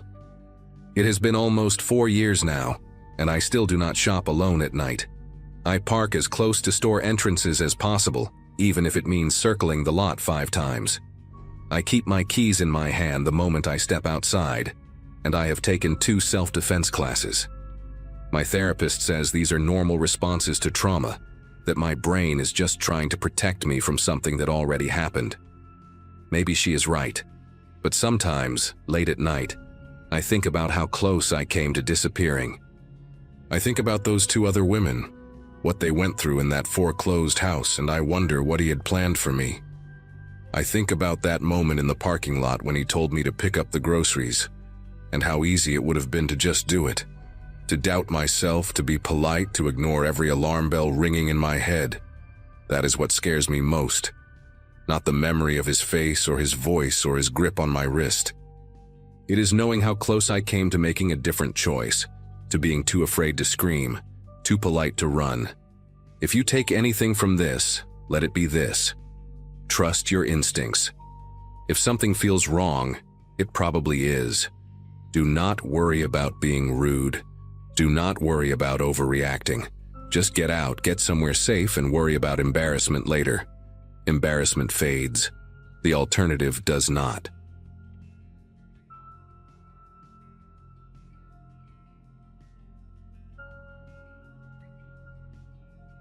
Most of this happened during a stretch of my life when I was juggling long shifts at a small marketing firm and spending most evenings alone in my apartment, trying to distract myself from how stagnant everything felt.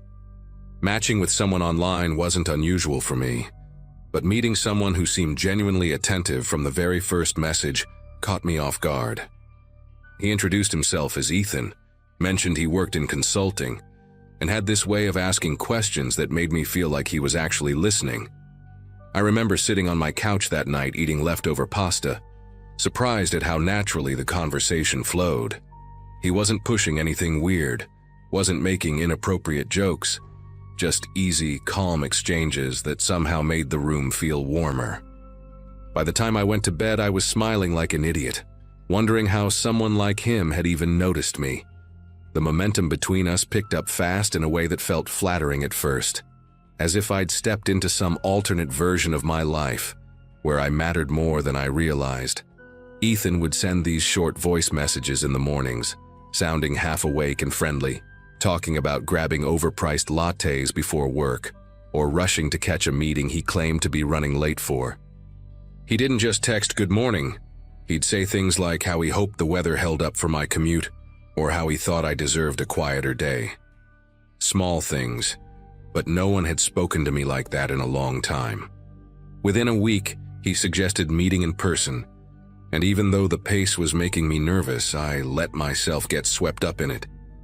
The attention felt intoxicating, like someone had finally decided I was worth choosing. When we met for the first time at a small cafe near a busy downtown street, he showed up wearing a navy jacket with scuffed elbows and a watch that looked older than he claimed it was. His hair was neatly cut, but one side stuck up like he'd been in a rush and hadn't noticed. He smiled easily, not forced or awkward, and his laugh came out in these short, breathy bursts that made other people at nearby tables glance over. We talked about travel, work, hobbies, and he had an answer for everything. Smooth, confident, polished in a way I couldn't quite place. Still, he paid for everything without blinking and walked me back to my car like he'd known me forever. I told myself the annoying tug in my chest wasn't fear. It was just unfamiliar excitement. Over the next couple of weeks, Ethan's generosity escalated. He sent food to my apartment on nights he knew I was working late, bought concert tickets for a band I'd mentioned once in passing, and even sent a small package with a book he said reminded him of me. It all felt flattering, but there were moments that didn't line up cleanly. He'd mention a project at work, and then forget he'd already described it differently 2 days earlier. He said he'd grown up in a coastal town, but later mentioned being from the Midwest. When I teased him lightly about the contradictions, he brushed them off with a quick joke, or changed the subject entirely. None of it felt alarming yet, but there were little threads that tugged at my attention when I lay awake at night replaying conversations. I kept telling myself that everyone exaggerates sometimes, and maybe I was reading too much into it. One evening, while Ethan was supposedly on a business trip, he called me from what sounded like a busy hotel lobby. His voice carried that same warm tone, but behind it I could hear overlapping conversations and the clatter of dishes, almost like a restaurant rather than a hotel. He said he'd call me again once he got to his room, but the second call never came. Instead, he texted a blurry photo of a suitcase near a generic carpeted hallway. Something about the image felt strange. The angle, the lighting, even the suitcase itself looked different from the one he'd carried when we met. I brushed it aside at first, telling myself it was a pointless detail to fixate on. But that night, lying in bed, I kept replaying the sound of all those voices behind him, wondering why it didn't match any hotel lobby I'd ever been in. The next morning, I did something I hadn't planned. I searched his full name online. Not a deep search, just the usual quick look everyone does at some point. Nothing reliable came up. Not a LinkedIn profile, not old pictures, not anything that matched the man I'd met. His phone number traced back to an area nowhere near the city he claimed he lived in. When I asked him casually about his workplace later that day, he gave me a company name I'd never heard of, and muttered something about their private contract work, as if that explained the lack of information. It wasn't enough to raise an alarm on its own, but the gaps were widening, and my mind kept drifting back to those small inconsistencies that were starting to pile up. A few days later, while waiting for him outside a bookstore where we'd planned to meet, I watched the minutes tick by with no sign of him. He finally texted saying he'd been called into an emergency meeting and couldn't make it. The strange part was what happened right afterward. A woman approached me, maybe in her 30s, with her hair tied back and a faded canvas tote slung over her shoulder. She asked if I was waiting for someone named Ethan. The question hit me so sharply, it felt like someone had pulled a string inside my chest. She explained that she wasn't trying to pry, but she thought she recognized my situation because she'd been through something similar.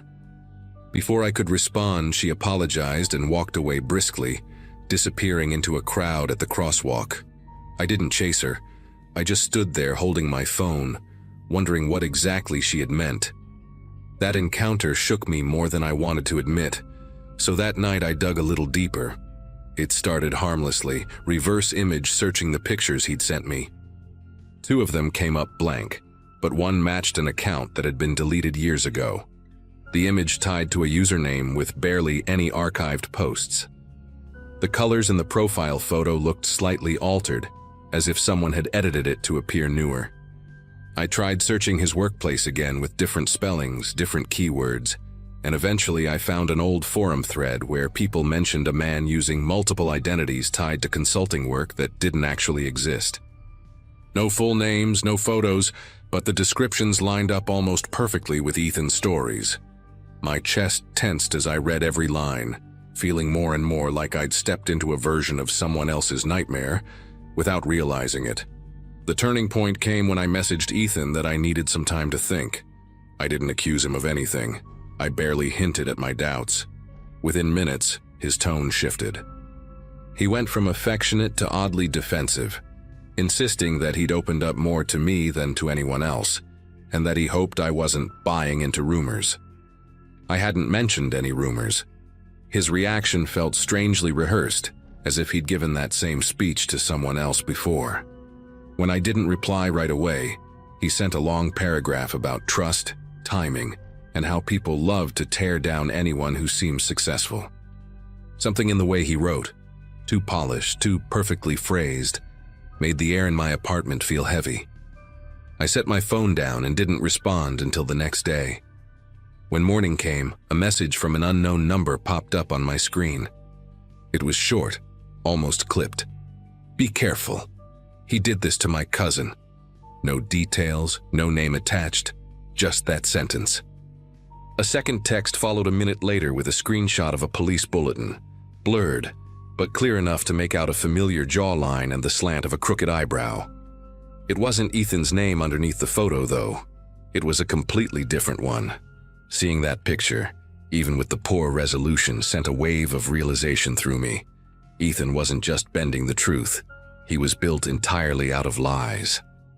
The bulletin mentioned financial manipulation, emotional coercion, and a pattern of disappearing before charges progressed. My pulse hammered in my ears as I read it over and over, finally accepting that whoever I'd been talking to wasn't who he pretended to be. Eventually, I contacted a detective whose name was listed on the bulletin. I half expected them to tell me it was outdated or incomplete, but instead they asked for my address and came by later that afternoon. The detective, a calm man with silver streaks in his hair and a battered leather notebook, listened carefully while I recounted everything.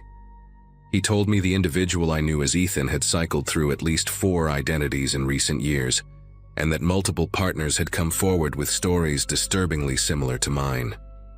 What shocked me most was learning how calculated it all was. Each relationship starting with harmless charm, building into extravagant generosity, and ultimately ending with accounts drained or credit cards opened without consent. I felt sick hearing it laid out like that, realizing how close I'd come to losing everything. Cutting contact wasn't as simple as blocking his number. For days afterward, I kept getting calls from unknown area codes, silence on the other end each time. One afternoon, a delivery driver dropped a package at my door, a book wrapped in brown paper with no return address.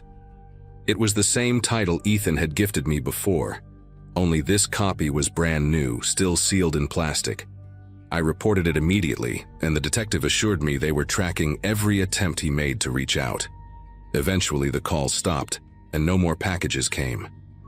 Life settled back into something resembling normal, though I'm not sure I'll ever fully relax the way I used to. Every now and then, when I walk past that bookstore where the woman approached me, I catch myself scanning the crowd, wondering how many people have crossed paths with him without realizing it. I didn't lose money, but I lost the version of myself that believed a kind voice and steady attention were proof of someone's character.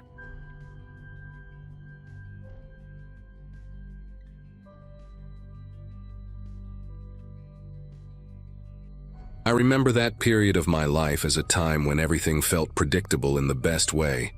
I worked in a mid-sized distribution office, handling order coordination during the late shifts, usually leaving after most people were already gone. My routine rarely changed: coffee on the way in, headphones during the first hour of sorting emails, lunch with the same handful of coworkers who liked quiet tables. That consistency made it easy to notice when someone new began drifting into my orbit. His name was Colin, a recent transfer from another branch. He didn't draw attention to himself. If anything, he blended into the background so well that people often forgot he was in the room. Still, he'd offer small comments here and there. Nothing strange, just polite observations about workloads or how chaotic certain shifts could get. The acquaintance started because we happened to clock out around the same time for about a week.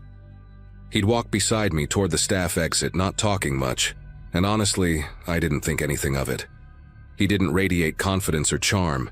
He just seemed like someone who hadn't quite figured out how to make friends in a new place. I'd respond when he spoke, ask basic things like how he was adjusting or whether he'd settled into the system yet. It felt harmless, a workplace courtesy, something you do so the environment doesn't feel stiff. I never sensed anything intense behind his comments, no undertones of interest or anything that would make me question the small talk. The first shift where things shifted, I was updating a shipment log when he approached. Leaning slightly over the edge of my desk, He asked if I wanted to grab a drink after work. The way he asked wasn't inappropriate, but something about his expression made it clear he expected a specific answer. I kept my tone light, told him I didn't go out with coworkers but appreciated the offer. He nodded, said, "Of course," and walked off without any visible reaction. I genuinely thought that would be the end of it. Just a moment of awkwardness that would fade with time. But over the next days, he kept appearing at my workstation without a sound, standing too close, watching my screen like he had some responsibility over what I was doing. At first, I told myself he was just trying to be helpful. But then he began completing tasks directly in my queue, things assigned to me alone, with my credentials tied to them. He'd do it during breaks or the rare times I stepped away, and when I confronted him gently, he'd give this puzzled look, as if I should be grateful.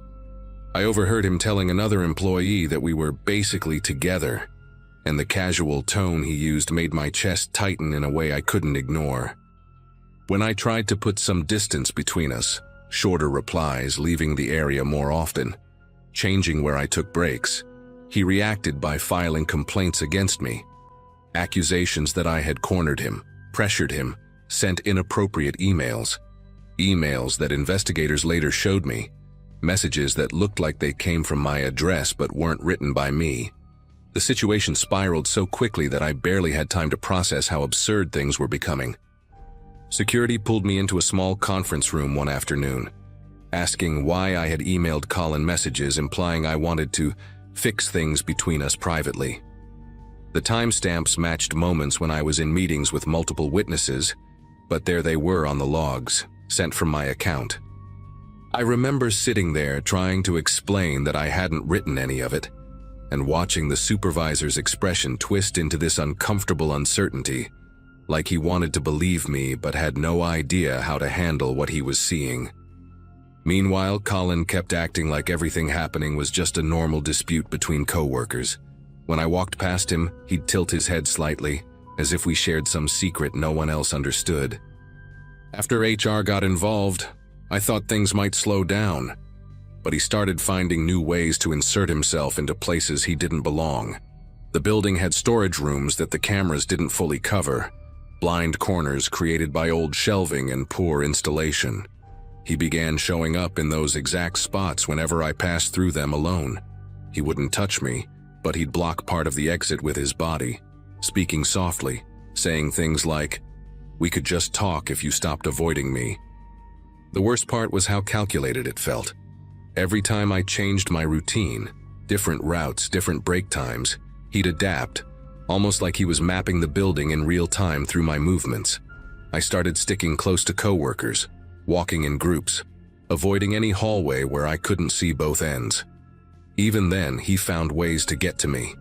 He'd slide papers onto my desk containing strange handwritten notes about how relationships take effort, or how I made things complicated.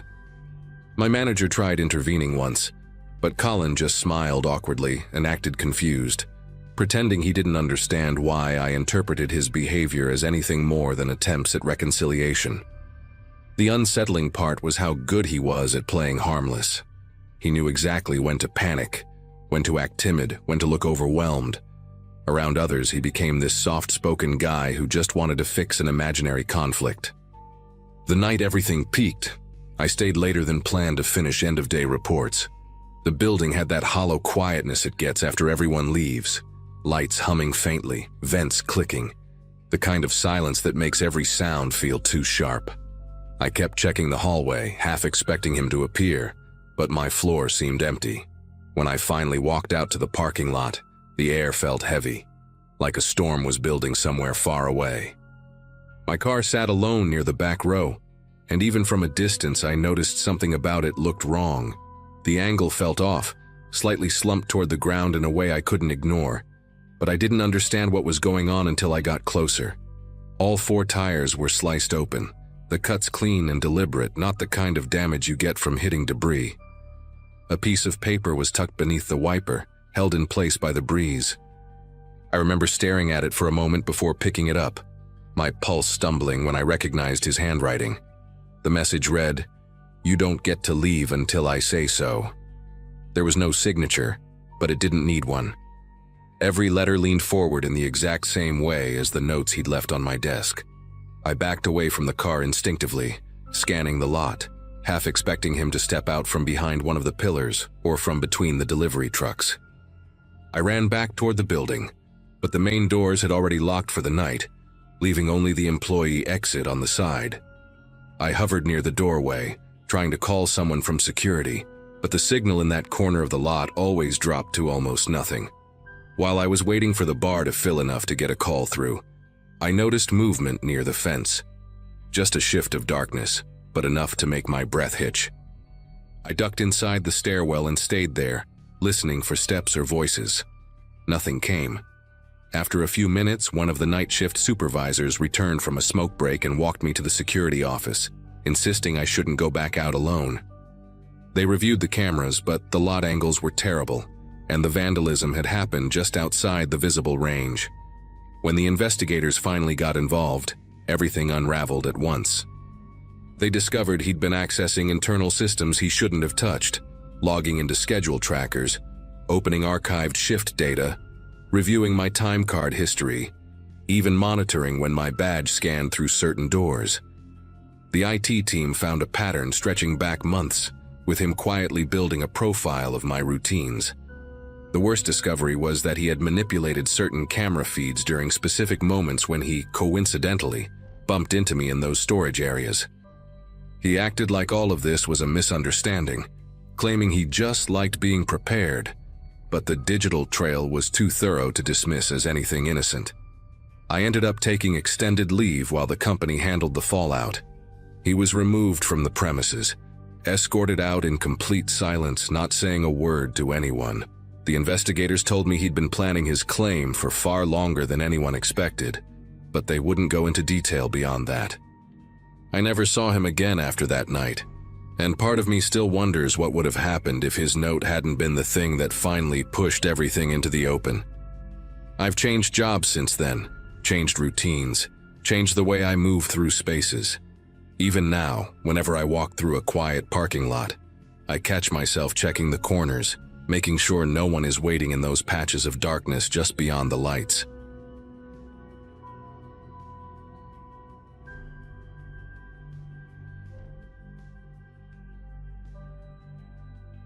Something about that night sticks with me even now, mostly because it started like any other slow weekend in our place. I'd been living with my roommate Tyler for about a year, and most weekends we were out with friends. But that night we were both wiped from work and just wanted a quiet break. The building was old but decent, the kind where sounds carried easily through the hallways, doors shutting, people laughing upstairs, the elevator clanking like it had its own personality. We'd ordered takeout, thrown on a movie, and were just talking about nothing important. Everything felt ordinary in that very specific way that makes what happened next feel even stranger. I remember the air from the open kitchen window drifting in, cooler than usual, and the way it made the blinds click together in a steady rhythm that almost lulled me into sleep. The knock came during a lull in the movie, 3 taps that didn't sound rushed or nervous, just deliberate. Tyler muted the TV and we glanced at each other because it was late enough that nobody we knew would be dropping by. Then came the voice through the door, soft, steady, almost gentle, saying, "Hey, sorry to bother you. Could I borrow a phone for a moment?" It was the kind of tone someone uses when they're trying extra hard to seem harmless. For a second, I wondered if maybe a neighbor got locked out or their battery died. But the way the voice lingered after the question, as if waiting for us to get closer to the door, set off something instinctive inside me. I didn't go near the peephole, and Tyler didn't either. We just stayed completely still, listening. The silence between the door and us stretched out longer than felt normal. Whoever stood outside didn't knock again, didn't repeat the request, just stayed there. We could hear a faint, controlled breathing from the other side, like the person was standing only inches away, paying attention to the tiniest sounds inside our apartment. I remember the way Tyler's expression shifted, not panicked, but focused, the look he got when he was trying to figure out what wasn't matching up. Neither of us said a word. We didn't whisper, didn't move, didn't even turn the movie sound back on. Eventually, footsteps moved down the hall, slow and evenly paced, not hurried like someone who genuinely needed help. The hallway went quiet again, but that quiet didn't feel like safety. It felt like a held breath. About 10 minutes later, my phone buzzed with an emergency alert from the local police department. I thought it was a missing person alert at first, because that's usually what shows up. But this one mentioned a violent assault inside our own building, just 2 floors above us. The message said the suspect had entered the victim's apartment by claiming he needed to borrow a phone. I read it twice before showing it to Tyler, who stared at the screen without saying anything. There was this heavy realization settling in between us, not frantic but cold and certain.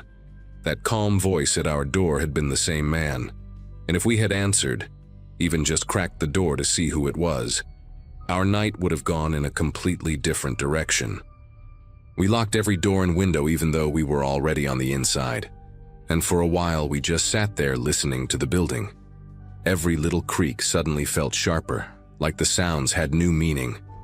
Somewhere upstairs we heard people talking in rushed, uneven voices, and then the distant thumping of emergency responders moving through the stairwell. Tyler kept the lights low, and I remember noticing how the glow from the TV made the living room feel strangely hollow, like the room was just waiting for something else to happen. Neither of us said anything about going to bed or turning the movie back on.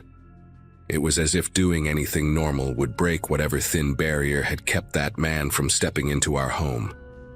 A couple of hours later, someone knocked again. This time fast, urgent, unmistakably loud. My whole chest tightened at the sound until a voice identified itself as the police.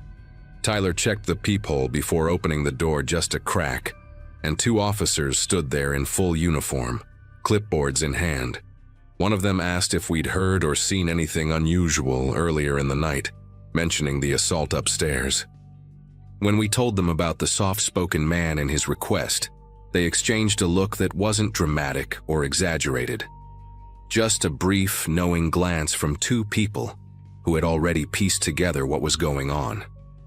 They wrote down everything we could remember, even the tone of his voice, and the officer said something like, "You did the right thing by not answering."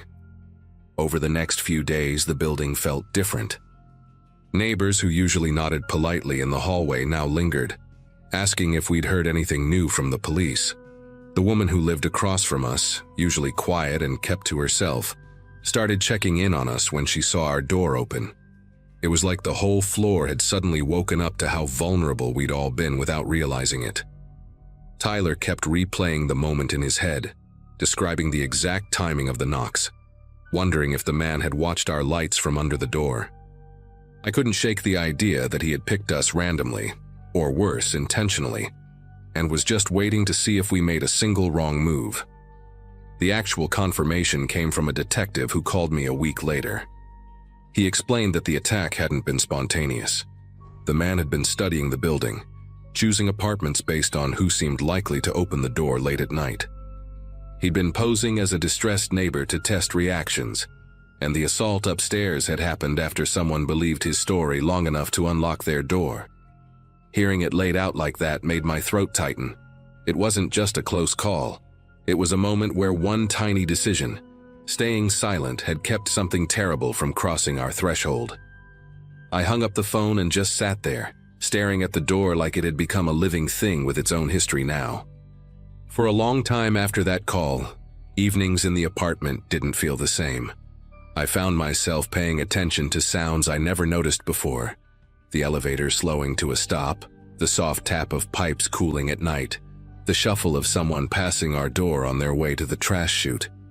It wasn't fear exactly, more like my senses had been rewired to catch details I used to overlook. Tyler started placing a small metal bar under the doorknob whenever we stayed in for the night, something he laughed about like it was overkill, though his eyes told a different story. The place that once felt relaxed and familiar now carried this quiet tension, as if the walls remembered what almost happened. One night, maybe 2 weeks after the incident, there was a single knock, just one, around dinner time. It wasn't late, but the sound still jolted both of us upright. Tyler went to the peephole immediately, and I stood behind him, barely breathing. It turned out to be a delivery driver at the wrong door, holding a stack of pizzas meant for someone down the hall. Tyler told him politely, and the guy apologized with a confused tilt of his head before walking away. Even though nothing was wrong, the moment left a strange weight in the air, like our minds were still catching up to the idea that a knock didn't automatically mean danger. But the instinct to go silent, to wait things out rather than respond, had become automatic. Eventually, our building installed new security measures, cameras in the hallways, key fobs on every floor entrance, brighter lights that hummed faintly during the night. The management sent out a long email about community safety and updated protocols, though everyone knew the real reason. People carried themselves differently in the hall now, nodding with a bit more awareness, locking their doors a little quicker. The woman 2 floors up moved out shortly after, her door staying dark and empty for weeks before new tenants arrived. Sometimes I wondered if she left because of what happened or because walking past the scene every day became too much. With time, the tension softened, turning into something more manageable. A lesson rather than a constant threat. But every once in a while, when I'm settling in for the night and the building gets quiet enough for the refrigerator hum to echo through the kitchen, I think back to that soft voice outside our door. The calmness in it. The patience. The way he waited, listening. It still unnerves me how ordinary his request sounded and how close we were to letting him in. And even though life moved on and the building feels safe again, I never forget that one simple choice, staying silent, might be the only reason I'm able to tell this story now.